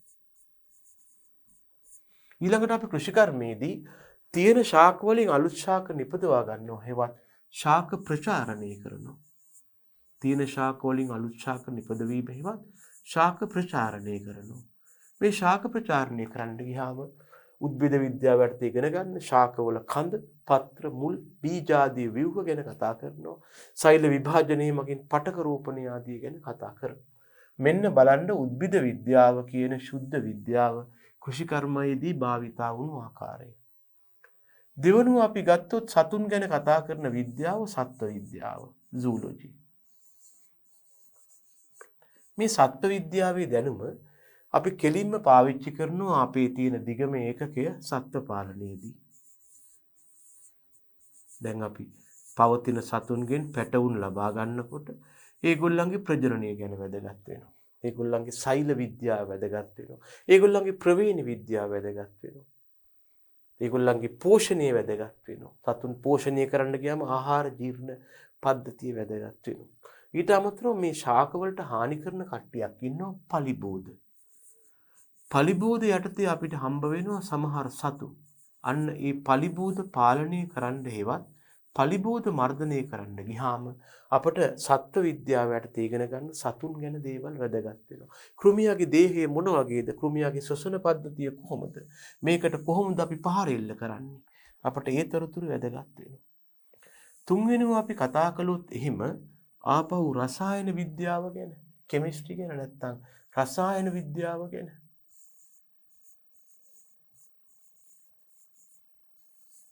දැන් ළමයි රසායන විද්‍යාව යටතේ අපි ශාක වලට යොදන පොහොර ගැන කතා කරනවා. ඒ කියන්නේ නයිට්‍රජන්, ෆොස්ෆරස්, පොටෑසියම් මේවා අඩංගු සංයෝග තමයි පොහොර කියලා අපි පාවිච්චි කරන්නේ. එහෙම නැත්නම් කෘෂි රසායන නොයෙකුත් කෙමිකල්ස් නේ පාවිච්චි කරන්නේ. ඉංග්‍රීසියෙන් කියන්නේ ඇග්‍රෝ කෙමිකල්ස් කියලානේ. මෙන්න මේ කෘෂි රසායන වර්ග ගැන කතා කරද්දී රසායන විද්‍යාව වැදගත් වෙනවා. ඒ වගේම ශාක වලට අපි හෝමෝන යොදනවා. හෝමෝන කියලා යොදාගන්නේ නොයෙකුත් රසායනික සංයෝග. ඕව ගැන කතා කරද්දී මේ රසායන විද්‍යාව කියන විෂය ව්‍යවහාර වෙනවා. රසායන විද්‍යාවෙන් සල්ලි හොයන්න බැරිනොට පොහොර භාවිතයෙන් සල්ලි හොයන්න පුළුවන්. රසායන විද්‍යාවෙන් සල්ලි හොයන්න බැරිනොට ඒක ව්‍යවහාර කරලා කෘෂි රසායන හදාගත්තොත් කෝටිපතියෙක් වෙන්න පුළුවන්.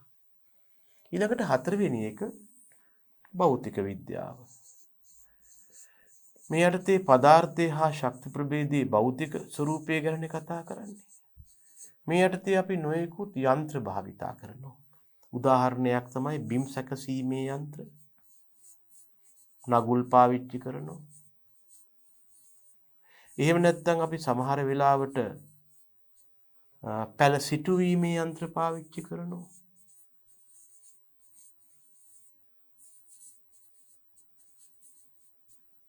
ඊළඟට දියර ඉසින යන්ත්‍ර පාවිච්චි කරනවා. මේවත් ක්‍රියා කරන්නේ භෞතික විද්‍යා මූලධර්ම යටතේ. පරිමාව හා පීඩනය පාලනය කිරීමේ ඊළඟට අස්වනු නෙලීමේ යන්ත්‍ර මේවත් යන්ත්‍රනේ ක්‍රියා කරන්නේ භෞතික විද්‍යාවේ යාන්ත්‍රික මූලධර්ම මත. එහෙනම් ඔයාට පේනවා කෘෂි විද්‍යාව කියන විෂයපතය තුල යම් ව්‍යවහාර විද්‍යාවන් ගොඩනැගිලා තියෙන්නේ මේ ශුද්ධ විද්‍යාවන් මගින්. හැබැයි ශුද්ධ විද්‍යාව පොඩ්ඩයි කෘෂි කර්මාන්තයේදී ශුද්ධ විද්‍යාව මත පදනම් වූ විහාර විද්‍යාවන් ගොඩයි. ඒ නිසා අපි කෘෂි විද්‍යාව නැඹුරු කරනවා වැඩිපුර විවහාර විද්‍යාවක් විදිහට. ඊළඟට අපිට අවශ්‍ය වෙනවා දැන් අපි දන්නවා කෘෂි කර්මාන්තය කියන්නේ මොකක්ද? ඒ යටතේ භාවිතා වුණ කෘෂි කර්මාන්තයට එකතු වුණ ශුද්ධ විද්‍යාවන් කවුද? විවහාර විද්‍යාවන් කවුද? ඒ අනුව කෘෂිකර්ම විද්‍යාවක් බිහි වුණා නේද කියලා අපිට හිතා ගන්න පුළුවන්. ඊළඟට පොඩි ප්‍රශ්නයක් තියෙනවා කෘෂි විද්‍යාවේ ඵලදායීතාව වැඩි වීමට තාක්ෂණයේ භාවිතා වෙන්න උනනු. ප්‍රශ්නයක් මතුවෙනවා දැන් කෘෂි විද්‍යාව කියන්නේ මොකක්ද කියලා අපි දන්නවනේ. කෘෂි කර්මාන්තයේ එකතු කිරීම ශුද්ධ හා විවහාර විද්‍යාවන්. ඒකේ මොකක්ද මේ ඵලදායීතාව කියන්නේ? ඵලදායීතාව. මේකට අපි ඉංග්‍රීසියෙන් කියනවා ප්‍රොඩක්ටිවිටි කියලා. ඵලදායීතාවට ඉංග්‍රීසියෙන් කියනවා ප්‍රොඩක්ටිවිටි කියලා. ළමයි ඵලදායීතාව හිවත් ප්‍රොඩක්ටිවිටි කියන්නේ භූමි ඒකක වර්ගඵලයකින් හෙක්ටයාරයක් වෙන්න පුළුවන් අක්කරයක් වෙන්න පුළුවන් භූමි ඒකක වර්ගඵලයකින් ඒකක කාලයක් තුල මාසයක් වෙන්න පුළුවන් අවුරුද්දක් වෙන්න පුළුවන් වගා කන්නයක් වෙන්න පුළුවන් ලැබෙන අස්වනු ප්‍රමාණය හිවත් ලැබෙන වියලි පදාර්ථ ප්‍රමාණයයි. අස්වැන්න ගත්තාම ඕකේ දේවල් දෙකක් තියෙනවා. ජලය තියෙනවා. ජලය ඉවත් කරපුවාම ලැබෙන ද්‍රව්‍ය තියෙනවා. ජලය ඉවත් කරපුවාම ලැබෙන ද්‍රව්‍ය වලට අපි කියනවා වියලි පදාර්ථ කියලා. එහෙනම් භූමි ඒකක වර්ගඵලයකින් ඒකක කාලයක් තුල ලබාගත හැකි වියලි පදාර්ථ වලට අපි කියනවා අස්වැන්න කියලා. අන්න ඒක වැඩි කරන එක තමයි ඵලදායීතාව කියලා කියන්නේ. ඵලදායිතා වැඩි කිරීම කියලා කියන්නේ භූමි ඒකක වර්ගඵලයකින් ඒකක කාලයක් තුළ ලැබෙන අස්වනු ප්‍රමාණයට අපි කියනවා ඵලදායිතාව කියලා. ඊළඟට දැනගන්න ඕන මොකක්ද තාක්ෂණය කියන්නේ කියලා, ටෙක්නොලොජි කියන්නේ කියලා. මිනිස්සුන්ගේ එදිනෙදා අවශ්‍යතාවයන් වලට එයා ගාව තියෙන විද්‍යාත්මක දැනුම පාවිච්චි කරනවා. මිනිස්සු ගාව තියෙනවා යම් යම් විද්‍යාත්මක දැනුම. අපි ඒ දැනුම අපිට මොකක් හරි දෙයක් කරන්න ඕන වුණාම භාවිතා කරනවා. දැනුවත්ව වෙන්න පුළුවන්, නොදැනුවත්ව වෙන්න පුළුවන්. සරල උදාහරණයක් කියන්න. අපිට මොකක් හරි ඇණයක් ගලවන්න ගියාම අපි අතින් කරවල බැරි වෙච්චාම මොකද කරන්නේ? මේකට යතුරක් දාලා ගලවනවා. මෙතෙන්දී අපි යන්ත්‍රයක් භාවිතා කරනවා. ඒ කියන්නේ ලීවර පිළිබඳව තියෙන මූලික දැනුම භෞතික විද්‍යාවේ සිද්ධාන්තයක් භාවිත කරලා. මේක තාක්ෂණයක්. මිනිසාගේ එදිනෙදා අවශ්‍යතාවයන් වලට කිසියම් ආකාරයක විද්‍යාත්මක දැනුමක් පාවිච්චි කළොත් ඒකට අපි කියනවා තාක්ෂණයක් කියලා. හරිද? එතකොට දැන් මොකද්ද මෙතනින් අහලා තියෙන්නේ? කෘෂි විද්‍යාවේ ඵලදායිතාව වැඩි කරන්න. කෘෂි විද්‍යාවේ ඵලදායිතාව වැඩි කරන්න. ඇයි මේ නැත්තම් කොහොමද මේ තාක්ෂණේ භාවිතා වෙන්නේ කියලා.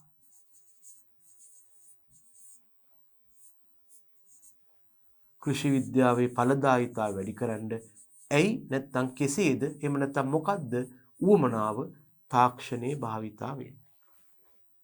ඒ ගැන අපි දැන් මේ කතා කරන්න යන්නේ. තාක්ෂණයේ මගෙන් කෘෂිකර්මයේ ඵලදායිතාව වැඩි වන ආකාරයට උදාහරණ කිහිපයක් මම දක්වලා තියෙනවා. ඒ උදාහරණ ගැන කතා කරද්දී මට කියන්න වෙලා තියෙනවා ඇයි මේ විදිහට කෘෂිකර්මාන්තයේ ඵලදායිතාව වැඩි කරන්න වෙලා තියෙන්නේ කියලා. එහෙම නැත්නම් අවශ්‍යතාවයක් නැහැ. පළවෙනිම අවශ්‍යතාවය තමයි කාලය ගත වෙනවත් එක්කම අපේ රටේ ජනගහනය වැඩි වෙනවා. ජනගහනය වැඩි වෙනවත් එක්කම මිනිස්සුන්ගේ අවශ්‍යතාව වැඩි වෙනවා. ඒ අවශ්‍යතාව වැඩි වෙනවත් එක්කම කෘෂිකර්මාන්තයේ මගින් වැඩි නිෂ්පාදනයක් ලබා දෙන්න වෙනවා. එහෙම නිෂ්පාදනයක් ලබා දුන්නේ නැත්නම් මිනිස්සුන්ගේ වැඩි වූ අවශ්‍යතාවයන් පරිමහන්න බෑ. එහෙනම් ඒ නිෂ්පාදනය වැඩි කරනකොට ඵලදායිතාව වැඩි කරන්න වෙනවා. ඵලදායිතාව වැඩි කරන්නේ කොහොමද? තාක්ෂණය භාවිතා කරලා. ඵලදායිතාව වැඩි කරන්නේ කොහොමද? තාක්ෂණය භාවිතා කරලා. එහෙනම් මෙතන මට කියන්න ඕන දෙයක් තියෙනවා. කාලය ගත වෙනවත් එක්කම ඕනම රටක ජනගහනය වැඩි වෙනවා. ජනගහනය වැඩි වෙනවත් එක්කම මිනිස්සුන්ගේ අවශ්‍යතාව වැඩි වෙනවා. ඒ අවශ්‍යතාවයන්ට මුහුණ දෙන්න කෘෂිකර්මය නෙමෙයි ඕනෑම ශාස්ත්‍රයක නිෂ්පාදනය වැඩි කරන්න වෙනවා. කොහොමද නිෂ්පාදනය වැඩි කරන්නේ? භූමි ඒකක වර්ගඵලයකින් ඒකක කාලයකින් ලැබෙන අස්වැන්න වැඩි කරනවා. කොහොමද ඵලදායිතාව වැඩි කරන්නේ? අන්න ඒකට තාක්ෂණය අවශ්‍ය වෙනවා. තාක්ෂණය කියලා කියන්නේ විද්‍යාත්මක තොරතුරු නැත්නම් විද්‍යාත්මක දත්තයන් නැත්නම් විද්‍යාත්මක දේවල් ප්‍රායෝගිකව එදිනෙදා භාවිතා කරනවා. අන්න ඒ නිසා කෘෂිකර්මාන්තයේදී වැඩිවන ජනගහනයට ඵලදායිතාව වැඩි කරන්න නම් ඒක වැඩි කරන්න අපිට තාක්ෂණය අවශ්‍ය වෙනවා. ඒ ගැන ගැටලුවක් නෑ. ඉතින් මේ විදිහට කෘෂිකර්මාන්තයේදී තාක්ෂණය මකින් අපි ඵලදායිතාව වැඩි කරගෙන තියෙනවාද වෙනකොට? උදාහරණ කීපයක් තමයි මේ තියෙන්නේ. සාම්ප්‍රදායික වී වර්ග වෙනුවට නව වී ප්‍රභේද වගා කරනවා. උදාහරණයක් කියනවා නම් අපේ රටේ පුතේ ඉස්සර කාලේ වගා කරපු වී වර්ග වලින් අක්කරයකට හම්බ වෙන්නේ බුසල් 10ක් වගේ අස්වැන්න. බුසල් කියන්නේ වී අස්වැන්න මනින ඒකකයක්. හැබැයි අද පුළුවන් වෙලා තියෙනවා මේ බුසල් 10 අස්වැන්න අක්කරයකට බුසල් 100ක් දක්වා වැඩි කරන්න. අස්වැන්න 10 ගුණයකින් වැඩි කරලා තියෙනවා. අන්න ඵලදායිතාව වැඩි කරලා තියෙනවා කොහොමද? මේ ශාක අභිජනන තාක්ෂණය පාවිච්චි කරලා. තව උදාහරණයක් තමයි අඩු නිෂ්පාදනයක් සහිත දේශීය ගව ප්‍රභේද වෙනුවට නව ගව ප්‍රභේද නිපදවලා තියෙනවා. ඉස්සර කාලේ අපේ රටේ හිටපු ගවයින්ගෙන් සමහරලාට එක සතෙක්ගෙන් හම්බුනේ කිලෝ ලීටරයයි නැත්තම් 2යි. නමුත් අද වෙනකොට ඒක ලීටර් 50 40 දක්වා වැඩි කරලා තියෙනවා. කොහොමද?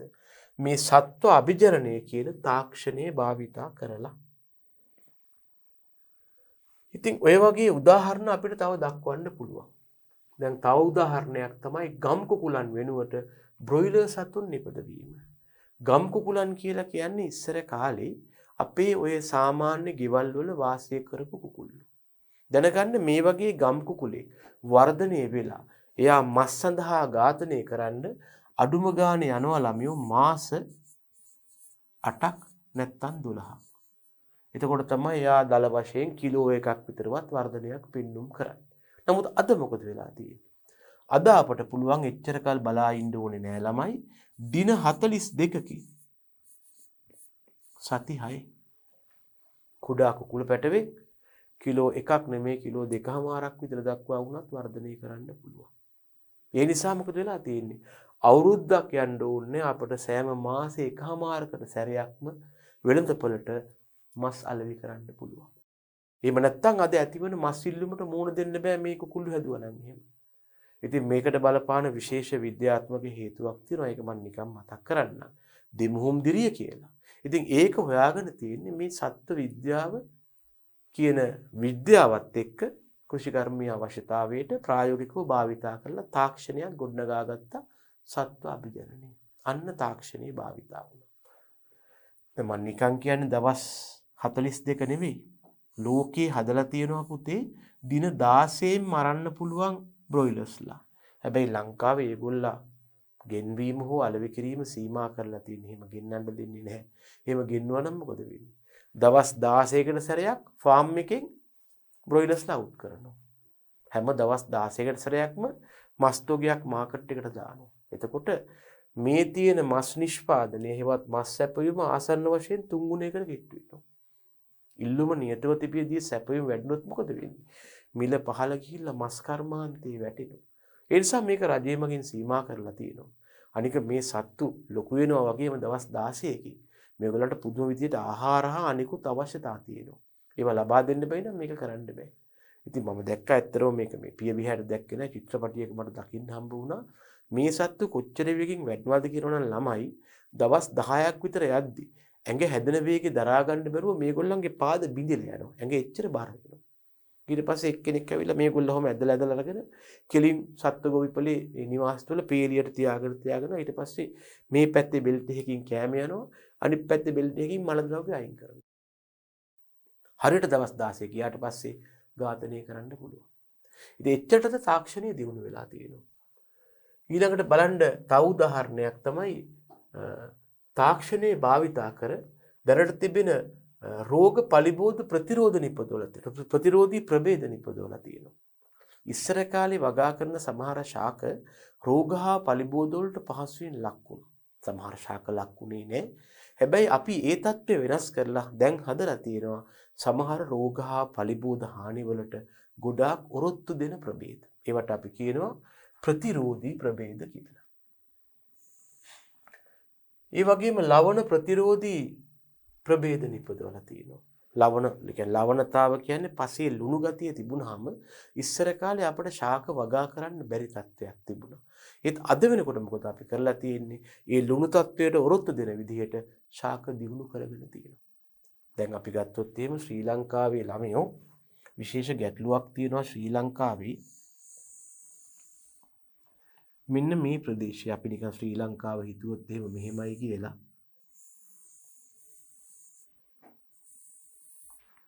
මෙන්න මේ කොළඹ, හලාවත, ගාල්ල ඔය වගේ ප්‍රදේශවල පසේ තියෙනවා ගොඩාක් ලවණ ගතියක්. මොකද මේවා ටිකක් පහත් බිම්. ඒ නිසා මේ පස්වල ලුණු ගතිය අධිකයි. තවත් ස්ථානවල තියෙනවා මේ ගැටලුව. මේකේ සාමාන්‍ය වී වර්ග වගා කරන්න බෑ. හැදුවොත් ටිකක් කල් ගිහිලා ගහ කාපාට වෙලා මැරෙනවා. ඉතින් හදලා තියෙනවා අද මේ ලවණතාවට ඔරොත්තු දෙන නව වී වර්ග. මම නිකන් කියන්නේ BW බෝම්බු වල 100 කියලා එකක් තියෙනවා. තව එකක් තියෙනවා ලබු දුව LD 66.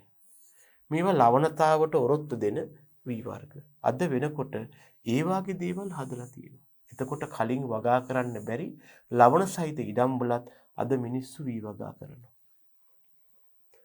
ඊළඟට පොහොරට වැඩි ප්‍රතිචාරයක් දක්වන ශාක ප්‍රභේද. ඉස්සර වගා කරන ශාක වාගේ නෙමෙයි උතර පොඩි ගැටලුවකුත් තියෙනවා. ඉස්සර කාලේ මිනිස්සු ශාක වගා කරපුවාම ඒවට රසායනික පොහොර දැම්මත් නැතත් යම් අස්වැන්නක් හම්බ වුණා. කාටවත් ඒකට තර්කයක් නැහැ. මොකද ඒවා පොහොර දැම්මයි කියලා ගොඩාක් අස්වැන්න වැඩි කරගන්නෙත් නැහැ. පොහොර දැම්මේ නැහැයි කියලා ගොඩාක් අස්වැන්න අඩු කරගන්නෙත් නැහැ. නමුත් පසු කාලීනව මිනිස්සු මොකද කළේ? පර්යේෂණ පවත්වලා ශාක අභිජනනයේ මගින් නිපදවලා තියෙන අලුත් ශාක මාදිලි. ඒවායේ ලක්ෂණයක් තමයි පොහොරට වැඩි ප්‍රතිචාරයක් දක්වනවා. response to the fertilizer. වෙලා තියෙන්නේ මොකද්ද? පොහොර දැම්මොත් ලොකු අස්වැන්නක් හම්බ වෙනවා. හැබැයි පොහොර නොදැම්මොත් අස්වැන්න ගොඩාක් අඩු වෙනවා. වර්තමානයේ පොහොර රසායනික පොහොර සීමා කිරීමත් එක්ක මේ තරම් අස්වැන්න පහළ යන්න එක හේතුවක් තමයි අපි වගා කරන පොහොරට වැඩි ප්‍රචාර දක්වන ප්‍රභේද. දැන් උදාහරණයක් ගත්තොත් අපි වගා කරන වී වර්ග වලට අපි නයිට්‍රජන් කිලෝ එකක් දැම්මොත් ළමයි අපි නයිට්‍රජන් පොහොර 1 කිලෝ එකක් දැම්මොත් මේ ශාකීය වියලි පදාර්ථ කිලෝ 45ක් නැත්තම් 50ක් විතර වැඩි වෙනවා. මං කියන්නේ වී විතරක් නෙමෙයි. හැබැයි මේ කිලෝ එක දැම්මේ නැත්තම් මේ 45 හෝ 50 වැඩි වෙන්නේ නැහැ. ඉස්සර කාලේ මෙහෙම නේ. මේ කිලෝ එක දැම්මත් මේක වැඩි වෙන්නේ නැතත් වැඩි වෙන්නේ. ඒ දෙනත් කොහොමත් අඩු අස්වැන්නක් හම්බ වුණේ. ඊළඟට ශාක පටක රෝපණය. ඔබ දන්නවා ඇති යම් ශාකයක හමු වුණ පටකයක් අරගෙන පටකයක් කියලා කියන්නේ සෛල කීපයක් අරගෙන કૃතිම රෝපණ මාධ්‍යයක වගා කරලා අපට කිනක ලබා ගන්න පුළුවන්, පැල් ලබා ගන්න පුළුවන්, ඕනම වර්ධනයක් ලබා ගන්න පුළුවන්. ඉතින් මේක මගින් අද යනකොට අපි හදනවා ආටිෆිෂල් සීඩ්ස් ඒවත් કૃතිම බීජ කියලා જાතියක් පවා නිෂ්පාදනය කරනවා. ඊළඟට අපි අද වෙනකොට නව ජල සම්පාදන ක්‍රම භාවිතා කරනවා. ඔයගොල්ලෝ දැකලත් ඇති අර බින්දු ජල සම්පාදනය, එහෙම නැත්නම් අපි පාවිච්චි කරනවා ස්ප්‍රින්ක්ලර් හේවත් විසුරුම් ජල සම්පාදනය. උතනින් තවත් ඉස්සරහට ගිහිල්ලා අද වෙනකොට ලෝකේ පාවිච්චි වෙනවා, ලංකාවෙත් තියෙනවා මිස්ට් ඉරිගේෂන් කියලා එකක් පවා. නිකන් මීදුමක් වගේ ශාක වගා කරු පරිසරයට ඉතා අඩු ජල ප්‍රමාණයක් යටතේ ජලය සපයන්න පුළුවන්. ඊළඟට මෑත කාලේ කතා වුණු මාතෘකාවක් තමයි මේ බයෝ ෆර්ටිලයිසර් නැත්නම් ජෛව පොහොර භාවිතය. ජෛව පොහොර කියන්නේ මොනවටද? ජෛව පොහොර කියලා කියන්නේ ළමයි කිසියම් ජීවීන් කණ්ඩායමක් අයිති ද්‍රව්‍ය, සහිත ද්‍රව්‍ය. මේකේ ඉන්නවා මොනවා හරි ජීවීන් වර්ගයක්. අපි මේ ජීවීන් කණ්ඩායම සහිත ද්‍රව්‍ය පසට දානවා. අනිවාර්යයෙන්ම ජෛව පොහොර ගත්තාම මේකේ ජෛව ක්‍රියාවක් තියෙනවා. ඒකට ජීවීන් කණ්ඩායමක් ඉන්නවා. මේ ජීවීන් කණ්ඩායම පසට දාපුවාම එයා ශාක මුල හා ඒ ආශ්‍රිතව ජීවත් වෙලා මොකද වෙන්නේ? පෝෂක ලබා දෙනවා. මේ පෝෂක ලබා දෙනකොට සමහර වෙලාවට එයා මේකේ තියෙන පෝෂක පාවිච්චි කරන්න පුළුවන් තත්ත්වයට ගේනවා. පසේ ස්වභාවිකව තියෙන පෝෂක පාවිච්චි කරන්න පුළුවන් තත්ත්වයට ගේනවා. එහෙම නැත්නම් අලුතින් පෝෂක සංශ්ලේෂණය කරනවා. එතකොට ජෛව පොහොර යටතේ විශේෂයෙන්ම නයිට්‍රජන් ඒ වගේම ෆොස්ෆරස් කියන පෝෂක දෙක ලබා දෙනවා. මේ හැර තවත් පෝෂක ලබා දෙන්න පුළුවන්. නමුත් දැනට ප්‍රධාන වශයෙන් ඇඩ්‍රස් කරලා තියෙන ආමන්ත්‍රණය කරලා තියෙන මේ පෝෂක දෙකට. දැන් මෙතන නයිට්‍රජන් පෝෂකය ලබා දෙන ප්‍රධානම ක්‍රමය තමයි ඔයගොල්ලෝ දන්නවා ඇති වායුගෝලීය නයිට්‍රජන් තිර කරලා. එතකොට ඒ නිසා රසායනික ද්‍රව්‍ය හෝ කාබනික ද්‍රව්‍යෙම දාන්න ඕනේ. රසායනික පොහොර වශයෙන් දැම්මොත් රසායනික ද්‍රව්‍ය රසායනික පොහොර වෙනවා. සත්ව හා ශාක කොටස් දැම්මොත් කාබනික ද්‍රව්‍ය වෙනවා. නමුත් ජීවීන් අඩංගු ද්‍රව්‍ය දැම්මොත් ජෛව පොහොර වෙනවා. ඒගොල්ලන්ට පුළුවන් කෙලින්ම පසේ තියෙන පෝෂක වල ලබා ගැනීමේ හැකියාව වැඩි කරන්න. එහෙම නැත්නම් පෝෂක සංශ්ලේෂණය කරලා නැත්නම් අලුතින් නිපදවලා පසට ලබා දෙන්න. ඉතින් මේක අලුත් සංකල්පයක්. ඔය රසායනික පොහොර භාවිතයේ සීමා වෙනවත් එක්කම ආපු උත්තරයක් නෙවෙයි ජෛව පොහොර භාවිතය. ඊට අමතරව එලිමහනේ ශාක වගා කරන්න බැයි නම් අපට පුළුවන් ආරක්ෂිත ගෘහ තුල ශාක වගා කරන්න. ඒතර මේ වාගේ ව්‍යුහයක් තුල ශාක වගා කරපුවාම එලිමහනේ තියෙන පරිසරය අයහපත් වුණත් අපට මේක ඇතුලේ ශාක වගා කරලා ඒ බාහිර පරිසරයේ තියෙන අහිතකර තත්ත්ව වලින් ශාක ආරක්ෂා කරගන්න පුළුවන්. අධික උෂ්ණත්වය, අධික ආලෝකය ඒකෙන් ආරක්ෂා කරගෙන මේ වාගේ තැනක රැක බලා ගන්න පුළුවන්. මේ තියෙන මේ වාගේ ජෛව පොහොර යොදා ගන්න අවස්ථාවක්. ජෛව පොහොර සුළු ප්‍රමාණයක් පසට එකතු කරා නම් එයා ශාක පසේ මුල් ආශ්‍රිතව වර්ධනය වෙලා මේ ජෛවීය ක්‍රියාවන් පවත්වා ගන්නවා. හොඳයි. ඊළඟට විශේෂයෙන් ආපු අලුත් තාක්ෂණයක් තමයි මේ ජෛව තාක්ෂණය භාවිතා කරලා තියෙන්නේ. බොහොම සරලව ජෛව තාක්ෂණය කියන්නේ මොකක්ද කියනවා නම් කිසියම් ජීවියෙක් යොදාගෙන කරන ක්‍රියාවක්. ජෛව තාක්ෂණය කරන්න නම් යම් ජීවියෙක් ඒ ආකාරයෙන් හෝ වෙනස් කරලා පාවිච්චි කරනවා. ඒතර මේ යටතේ අපි කරන එක දෙයක් තමයි සමහර වෙලාවට අලුත් නිෂ්පාදන ලබා ගන්නවා. ඒ වගේම රෝග ප්‍රතිරෝධී ප්‍රභේද ශාක හදනවා. එහෙම නැත්නම් අපි ශාකවල අස්වැන්න වැඩි කරනවා. අස්වැන්නේ ගුණාත්මය වැඩි කරනවා. අස්වැන්නේ ප්‍රමාණාත්මය වැඩි කරනවා. ඊට අමතරව ප්‍රවීණ විද්‍යාව සඳහා මේ ජෛව තාක්ෂණය යොදා ගන්නවා. මේ යටතේ කරන අලුත් තාක්ෂණයක් තියෙනවා. ඒකට අපි නිකන් පස්සේ අපිට හම්බ වෙනවා ඔක්කොම. අපි ඒකට කියනවා DNA ප්‍රතිසම්බන්ධීකරණ තාක්ෂණය කියලා. මේ ඔක්කොම දැන් ඉතින් මතක තියාගන්න බෑ. මතක තියාගන්න ඕනෙත් නෑ. මම මේ කතා කරන්නේ දරුවනේ කෘෂි කර්මාන්තයේ තියෙන නව තාක්ෂණයන්ගෙන් කීපයක් විතරයි. ඉතින් ඕගොල්ලන්ට මම විවෘතව ආරාධනා කරනවා මේ විෂය තුළට එන්න මේක හදාරලා මේ නව තාක්ෂණයේ උස්සේ තියෙන මේ මංපෙද්දිගේ ගමන් කරන්න කියලා. එහෙම නැත්නම් මෙතෙන්දි මම බලාපොරොත්තු වෙන්නේ මේ තාක්ෂණයන් ටික මතක තියාගෙන උත්තර ලියන්න කියලා. මම කිව්වේ මේ යන්න පුළුවන් අංශ මේ සමහර දේවල් අපි මූලික වශයෙන් අපි නිර්දේශය තුල කතා කරනවා. මේ ජෛව පොහොර ගැනත් අපි කතා කරනවා. මේ ඔක්කොම තාක්ෂණයන් ගැන මූලධර්ම අපි කතා කරනවා. ඕගොල්ලෝ තවත් ඉහළ පාඨමාලාවලට ගියොත් මේවා පිළිබඳව වැඩි ගැඹුරට කතා කරලා ඕගොල්ලන්ට පුළුවන් මේ එක එක අංශයක් තුළ තව ගොඩාක් උපාංශ තියෙනවා. ඒ බකින් පහසුවෙන් රැකියාව හොයාගන්න පුළුවන්. දැනට බලන්න එහෙම කෘෂි කර්මාන්තයේ හදාරපු උදවියට ඒ පිළිබඳව සහතික ලබාගත් දරුවන්ට මේ රැකියාවන් පිළිබඳව එච්චර ගැටලුවක් නෑ. එහෙම පොඩි වාසියක් තියෙනවා. ඒ නිසා මම ආරාධනා කරනවා ඕගොල්ලන්ට හරියට විෂය හදාරලා මේ ස්ථාන ග්‍රහණය කරගන්න අර මම කලින් කිව්වා වගේ සාම්ප්‍රදායික පොල් වගාව වී වගාව ගැනම හිතන්න එපා. මේ වගේ අලුත් තාක්ෂණයන් තුළ ඔබට හොඳ වැටුපක් ගන්න පුළුවන් රැකියාවන් ඕන තරම් සැඟවිලා තියෙනවා. ඉතින් ඒ නිසා ඒවා ග්‍රහණය කරගන්න එන්න කියලාත් මම මතක් කරනවා. හොඳයි. අපි එහෙනම් බලමු මොකද්ද මේ ඊළඟ කතාන්තරේ මේ කලමනාකරණය ගැන කතා කරන්නයි මම යන්නේ. දැන් පුතේ මෙහෙම දෙයක් වුණා. දැන් ඔන්න කෘෂි කර්මාන්තයේදී අපි තාක්ෂණය පාවිච්චි කළා. තාක්ෂණය පාවිච්චි කරපුවම හරි අර වගේ නිෂ්පාදනය වැඩි වුණා. හැබැයි මේ හරියට කලමනාකරණය වෙලා නැති නිසා කලමනාකරණයේ දුර්වලතා නිසා අපට විවිධාකාර ගැටලු වලට මුහුණ පාන්න සිද්ධ වුණා. ගැටලු ගැන කතා කරන්න ඉස්සෙල්ලා බලමුකෝ මොකද්ද කලමනාකරණය කියන්නේ කියලා. සම්පත් හා නිෂ්පාදන නිසි ලෙස සම්බන්ධීකරණය කිරීම. ඕක මෙන්න මෙහෙම මම ගන්නම්කෝ ළමයි. අපි දැන් කෘෂිකර්මයේදී යම් නිෂ්පාදන ක්‍රියාවක්නේ කරන්නේ ළමයෝ. නිෂ්පාදන ක්‍රියාවට යොදා ගන්න දේවල් වලට අපි කියනවා සම්පත් කියලා. මේ සම්පත් වලින් තමයි අපි යම් නිෂ්පාදනයක් ලබා ගන්න. දැන් කෘෂිකර්මයේදී යොදා ගන්න සම්පත් තමයි මොනවද? භූමිය ගන්නවා, පෝර ගන්නවා, ශ්‍රමය ගන්නවා, කෘෂි රසායන ගන්නවා, ජලය ගන්නවා. නිෂ්පාදන මොනවද? වී, එළවලු, පළතුරු, මල්, මස්, කිරි, බිත්තර. එතකොට මෙන්න මෙයයි හරියට සම්බන්ධ කරන එක. එකට එක්කව කරන එක තමයි කලමනාකරණය කියන්නේ.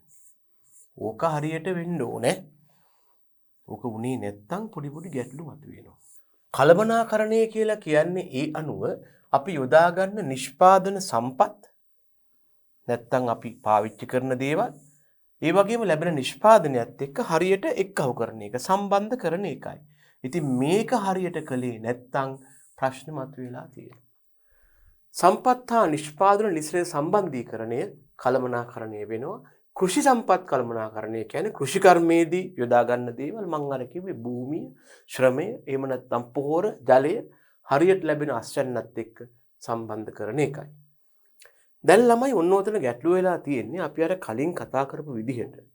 කෘෂි කර්මාන්තයේදී තාක්ෂණය යොදාගෙන ඵලදායීතාව වැඩි කළාට හරියට කලමනාකරණය වුණේ නැතිනම් කෘෂි සම්පත් කලමනාකරණය හරියට වුණේ නැතිනම් ඔය කියන විදිහට විවිධාකාර ගැටලු වලට මුහුණ පාන්න වෙනවා. මෙන්න මේ වාගේ ගැටලු තමයි අපට නිර්මාණය වෙලා තියෙන්නේ. මොන වගේ ගැටලුද? බීජ ඒකාධිකාරය. මේක අපිට වෙච්ච කලමනාකරණ වැරැද්දක්. හරියට අපේ රටේ බීජ නිෂ්පාදනය අපට කලමනාකරණය කරගන්න බැරි වුණා. අපි පුරුදු වුණා පිට රටින් බීජ ගෙන්නන්න. එතකොට මොකද වුනේ? පිටරට ව්‍යාපාරිකයෝ මේ බීජ හරහා දැන් මේ khනිජ තෙල් හරහා කරන්නේ. ඩොලර් හරහා කරන්නේ. ඒ වගේ එදා ඉඳලා මේගොල්ලෝ බීජ හරහා අපිව තලනවා, පෙළනවා. මේ ගානට මේ බීජ ගන්න නැත්තම් බෑ. ආදී වශයෙන් අපිව ග්‍රහණයට අහු කරන් තියෙනවා. මේකට කියනවා බීජ ඒකාධිකාරය. ඔය වාගෙම තමයි පෝර ඒකාධිකාරය. අපි කලමනාකරණය මගින් අපට හරියට ගැලපෙන පොහොර හදාගන්න බැරි වුණා. අපි රසායනික පොහොර පිටරටින් ගෙන්නනවා. ඒගොල්ලන්ගේ දේවල් වලට අපි යටත් වෙන්න ඕනේ. කෘෂි රසායන ඒකාධිකාරය. තේරුණාද? කෙමිකල්ස් අපිට හදාගන්න බැරි වුණා. කලමනාකරණය කරගන්න බැරි වුණා ප්‍රශ්නේ. පිටරටින් ගෙන්නන්න වුණා. ඒගොල්ලන්ගේ නීති රීති කොන්දේසි වලට යටත් වුණා. දේශීය කිරි නිෂ්පාදන අවශ්‍යතාවයෙන් වැඩි ප්‍රමාණයක් තාමත් ආනයනය කරනවා. ඔයගොල්ලෝ විශ්වාස කරනවද දරුවනේ අපේ දේශීය කිරිපිටි අවශ්‍යතාවයෙන් දේශීය කිරිපිටි අවශ්‍යතාවයෙන් 80%කට ආසන්න ප්‍රමාණයක් තවමත් අපි ආනයනය කරනවා. ඉතින් මොකද වෙලා තියෙන්නේ? ඩොලර් ප්‍රශ්නේ ඒගොල්ලන්ගේ වැඩවලට අපි යටත් වෙන්න ඕනේ. ඇයි? අපිට ප්‍රශ්නේ කළමනාකරණය කරගන්න බැරි වුණා. ඊළඟට පිට රටවල් වලින් එක එක දේවල් ගෙන්නද්දී ඒ රටවල් වලට තියෙන නොයෙකුත් හානිකර වල් පැලෑටි අපේ රටට ඇතුල් වෙනවා. ඒ වගේම කෘෂිකර්මයේ මගින් පරිසරයට බැරලෝහ මුදා හරිනවා මේ වගේ කෙමිකල්ස් පාවිච්චි කරපුවාම. ඒ වගේම පරිසර දූෂණය වේගවත් වෙලා තියෙනවා. ඇයි මේ? අපිට හරියට ප්‍රශ්න කළමනාකරණය කරගන්න බැරි වුණ නිසා. අපි ඵලදායීතාව වැඩි කරන්න තාක්ෂණය භාවිතා කරපු ඇත්තයි. නමුත් තවමත් ප්‍රශ්න ඉතුරු වෙලා තියෙනවා. ඇයි? මෙන්න මේ කළමනාකරණ ගැටලු හන්දා. ඉතින් මොකද කරන්නේ? මේකට අමතරව අපි අද වෙනකොට මුහුණ දෙනවා ආර්ථික හා වෙළඳපොළ ගැටලු වලට. කාලයත් එක්ක කෘෂිකාර්මික භාණ්ඩවල මිල ඉහළ පහළ යනවා. මේකට අපි කියනවා මිල උච්චාවචනය කියලා. අපිට හරියට වෙළඳපොළ ආමන්ත්‍රණය කරගන්න බැරි වීමේ ගැටලුවක්. ඒ වගේම දැන් උදාහරණයක් වශයෙන් ගත්තොත් වසරේ වී නිෂ්පාදනයේ වැඩි කාලයට මිල අඩු වෙනවා. නිෂ්පාදනයේ අඩු කාලයට මිල වැඩි වෙනවා. මිල ඉහළ පහළ යනවා.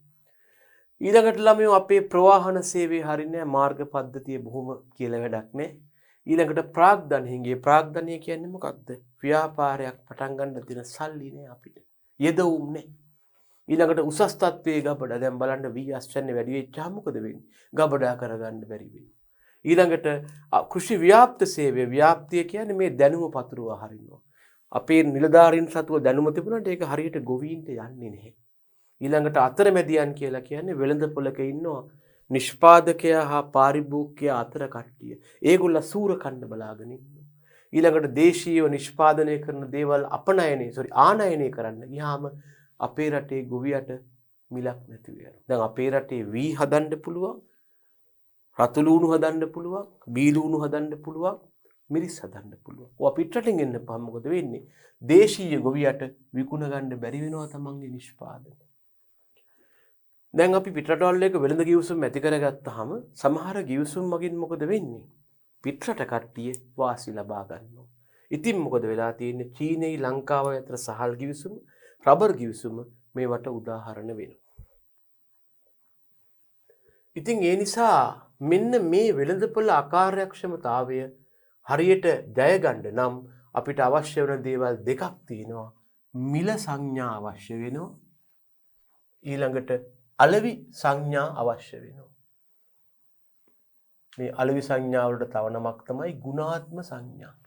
මේවා හරියට හුවමාරු වෙන්න වෙනවා. මොකක්ද මිල සංඥාවක් කියලා කියන්නේ?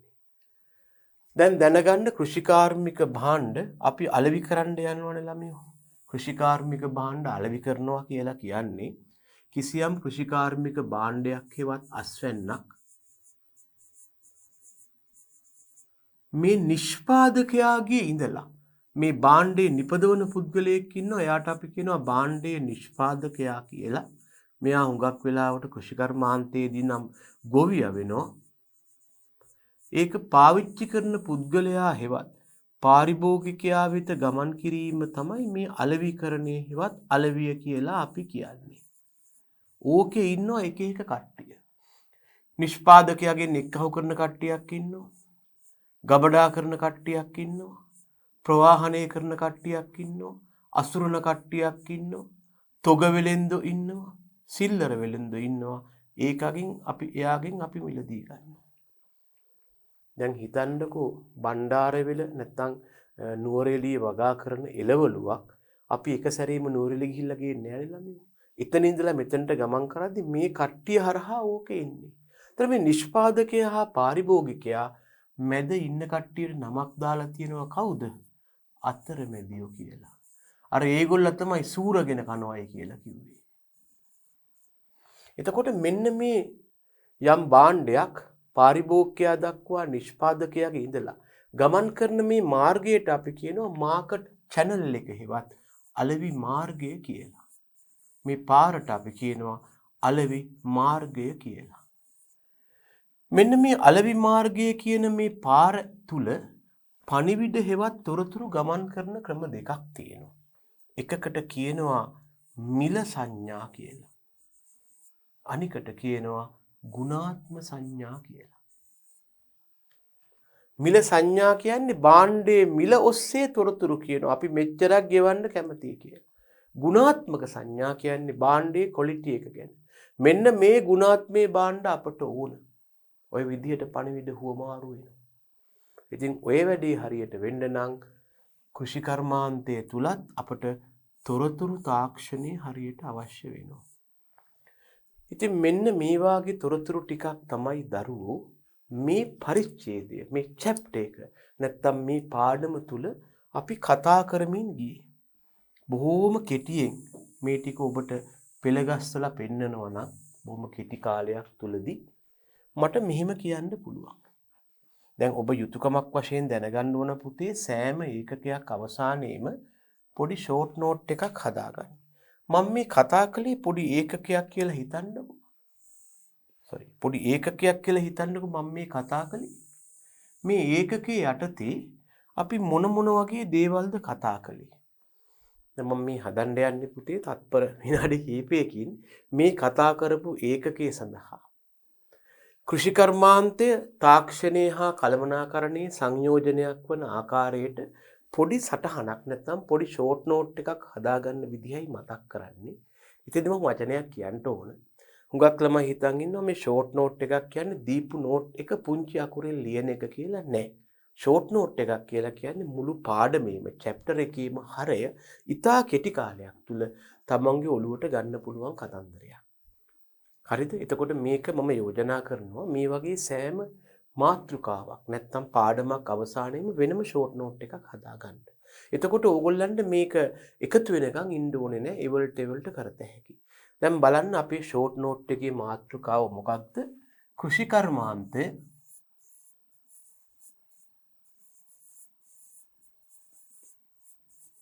කෘෂිකර්මාන්තය තාක්ෂණය හා මෙන්න මේකයි ළමයි පාඩමේ හරය තාක්ෂණය හා කළමනාකරණය සමග සංයෝජනය වෙන්නේ කොහොමද? ඕක නේද අපි කතා කළේ. කෘෂිකර්මාන්තය තාක්ෂණය හා කළමනාකරණය සමග සංයෝජනය වන ආකාරය. මම ඉස්සෙල්ලම කිව්වා කෘෂිකර්මාන්තය කියලා කියන්නේ ආහාර සඳහා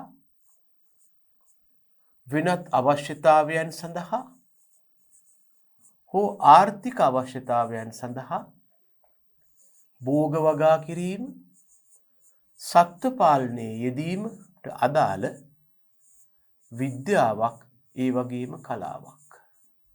ඔබ අර්ථ දැක්වීම සම්පූර්ණ වචනෙන් නොලිව්වට කමක් නැහැ පුතේ. අර්ථ දැක්වීම තනියම හිතෙන් කිය මේ වගේ සටහන් කරගත්තාම ඇති. එතකොට කෘෂිකර්මාන්තයේ ප්‍රධාන අංශ 4ක් ගැන අපි කිව්වා. මොනවද? ගස් හෙවත් භෝග වගා කිරීමේ අංශය, සත්ත්ව පාලනය කිරීමේ අංශය, දීවර කර්මාන්ත අංශය, වන වගා අංශය. ඊළඟට කෘෂිකර්ම විද්‍යාවක් ගැන කතා කළා. එතෙන්දි වෙලා තිබුණේ මොකක්ද? මේ කෘෂිකර්මාන්තයට එකතු වෙලා තිබුණා විවිධ ශුද්ධ හා ව්‍යවහාර විද්‍යාවන්. අපි බොහොම කෙටියෙන් කිව්ව ශුද්ධ විද්‍යාවන් කියන්නේ මිනිසාගේ හුදු කුතුහලය නිසා හදාගන්න විද්‍යාවන්. ඒවායේ කලින් නැති වූ විද්‍යාවන් එච්චර ලොකු ප්‍රායෝගික වැටකත්කමක් නැහැ. නමුත් මිනිස්සු හදාගෙන තියෙනවා. ව්‍යවහාර විද්‍යාවන් යටතේ ශුද්ධ විද්‍යාවන්ගෙන් ලබාගත් දැනුමකින් තමයි ව්‍යවහාර විද්‍යාවන් ගොඩනගලා තියෙන්නේ වඩා ප්‍රායෝගිකව වැදගත් වෙනවා. අපි කිව්වා කෘෂි විද්‍යාව වඩා නැඹුරු වන්නේ ව්‍යවහාර විද්‍යාවක් පැත්තට කියලා. ඔන්න ওই ටික අපි කතා කළා. ඊළඟට දැන් අපි සම්බන්ධතාව හොයන්න ගියා කෘෂි කර්මාන්තය කොහොමද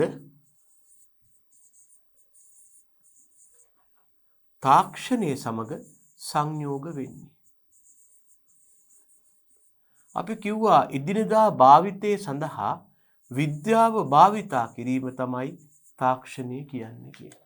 එදිනෙදා භාවිතයේ සඳහා විද්‍යාව භාවිතා කිරීම තාක්ෂණයයි. ඇයි කෘෂි කර්මාන්තයේදී තාක්ෂණය භාවිතා උනේ? කෘෂි කර්මාන්තයේදී අවශ්‍ය වුණා මොනවා කරන්නද? ඵලදායීතාව වැඩි කරගන්න. කෘෂි කර්මාන්තයේදී ඵලදායීතාව වැඩි කරගත යුතු වුණා. අන්න ඒ විදිහට ඵලදායීතාව වැඩි කරගන්න තාක්ෂණය අවශ්‍ය වුණා. මොකක්ද ඵලදායීතාව කියන්නේ? අපි අර දැක්කුවා භූමි ඒකක වර්ගඵලයකින් ඒකක කාලයක් තුළ ලැබෙන අස්වනු ප්‍රමාණය. කාලය ගත වෙනවත් එක්ක මේක වැඩි කරගත යුතු වුණා. අන්න ඒ නිසා තමයි කෘෂි කර්මාන්තයේ තාක්ෂණය සමග සම්බන්ධ වුණේ. එතකොට මොකටද කළමනාකරණයත් එක්ක සම්බන්ධ වුණේ? දැන් ළමයි කෘෂි කර්මාන්තය තාක්ෂණය සමග සම්බන්ධ වෙලා Tamanගේ ඵලදායීතාව වැඩි කරගත්තත් පසු කාලීනව මොකද වුනේ? තවත් ගැටලු මතුවෙන්න පටන් ගත්තා. මෙන්න මේවට අපි කියනවා කළමනාකරණ දුර්වලතා හෙවත් කළමනාකරණ ගැටලු කියලා. මම ඒ වගේ කළමනාකරණ ගැටලු වලට උදාහරණ කිහිපයක් පෙන්눔 කරලා තිබ්බනේ. බීජ ඒකාධිකාරය, පෝර ඒකාධිකාරය, කෘෂි රසායන ඒකාධිකාරය, එහෙම නැත්නම් අවශ්‍ය සත්ව නිෂ්පාදන පිටරටින් ආනයනය කිරීම වැනි ගැටලු. ඒ නිසා අපිට අවශ්‍ය වුණා කළමනාකරණය සම්බන්ධ කරගන්න. ඉතින් කතා කළා මොකක්ද කළමනාකරණය කියන්නේ? කළමනාකරණය කියන්නේ සම්පත් නිෂ්පාදන සමග නිසි ලෙස සම්බන්ධීකරණය. ඔන්න ඕකට අපි කිව්වා කළමනාකරණය කියලා. ඕක හරියට කළා නම් තාක්ෂණයෙන් පස්සේ ඇති වුණු කළමනාකරණ ගැටලු අපට ජයගත හැකිව තිබුණා. හැබැයි මෙහිදී තවදුරටත් ඇති වුණා අපට වෙළඳපොළ ගැටලු. කළමනාකරණය හරියට කළත් අපට ඇති වුණා තිබුණා වෙළඳපොළ ගැටලු. වෙළඳපොළ ගැටලු කියන්නේ ඉස්සෙල්ලා වෙළඳපොළක් කියන්නේ යම් භාණ්ඩයක් පාරිභෝගිකයාගේ සිට නිෂ්පාදකයා දක්වා නිෂ්පාදකයාගේ සිට පාරිභෝගිකයා දක්වා ගමන් කිරීමේ ක්‍රියාවක් තියෙනවා. ඕකට අපි කියනවා අලවිය කියලා. ඒ අලවිය හා සම්බන්ධ ක්‍රියාවන් තමයි වෙළඳපොළ ගැටලු යටතේ අපිට හම්බ වෙන්නේ. මිල උච්චාවචනය උදාහරණයක් වුණා. ප්‍රවාහන පහසුකම් නැහැ. ප්‍රාග්ධන හිඟේ උදාහරණ වුණා. මේ தત્ත්වයේ ජය ගන්න අපිට අවශ්‍ය වුණා එක පැත්තකින් මිල සංඥා. මිල මගින් වෙළඳපොළ තුල හුවමාරු වන පණිවිඩ ගුණාත්ම සංඥා. නිපද වූ භාණ්ඩයේ හෝ සේවාවේ ගුණාත්මයේ මගින් හුවමාරු වන පණිවිඩ. මෙන්න මේ தત્ත්වයේ යටතේ කෘෂි කර්මාන්තේ යොදා ගන්න සිද්ධ වුණා මොකක්ද? තොරතුරු තාක්ෂණය. ඉතින් පුතේ මේක ඇත්තටම ප්‍රශ්න එච්චරම අහන ඒකකයක් නොවෙන්න පුළුවන්. නමුත් විෂය හඳුනා ගැනීමේදී ඔබ මේ සම්බන්ධතාවයන් පිළිබඳව අවබෝධයෙන් ඉන්න ඕන. කෘෂි කර්මාන්තයේ තාක්ෂණය සමග සම්බන්ධ වන්නේ ඵලදායීතාව වැඩි කිරීමටය. එහෙම කළත් දුර්වල කළමනාකාරීත්වය නිසා ගැටලු මතුවෙනවාය. ඒ ගැටලු ජය ගන්න නම් හොඳ කළමනාකාරීත්වයක් අවශ්‍ය වෙනවාය. නමුත් එතනින් පස්සේ තවදුරටත් අමතරව කිව්වා වෙළඳපොළ දුර්වල වීමෙන් ගැටලු මතුවෙනවාය. ඒවා ජය ගන්න නම් මිල සංඥා හා ගුණාත්මක සංඥා අවශ්‍ය වෙනවායි. හොඳයි. එතකොට අපි මෙතෙන්දි වචන කීපයක් පාවිච්චි කළා. කෘෂි කර්මාන්තය, ශුද්ධ විද්‍යාවන්, ව්‍යවහාර විද්‍යාවන්, කෘෂිකර්ම විද්‍යාව, තාක්ෂණය, කළමනාකරණය, ඒ වගේම ඵලදායීතාව, මිල සංඥා, ගුණාත්මක සංඥා. ඔය වචන ටිකත් ඕගොල්ලෝ පාරිභාෂික වචන වශයෙන් එකතු කරගන්න. හොඳයි පුතේ එහෙනම් අපි මේ අපගේ කෘෂිකාර්මික සංවර්ධන ඒකකයේ පළවෙනි පාඩම තමයි ඉවර කළේ. මෙබඳුම පාඩමකින් අපි ඉදිරියේදී ඔබ හමු වෙනවා. එතෙක් ආයිබෝවන්.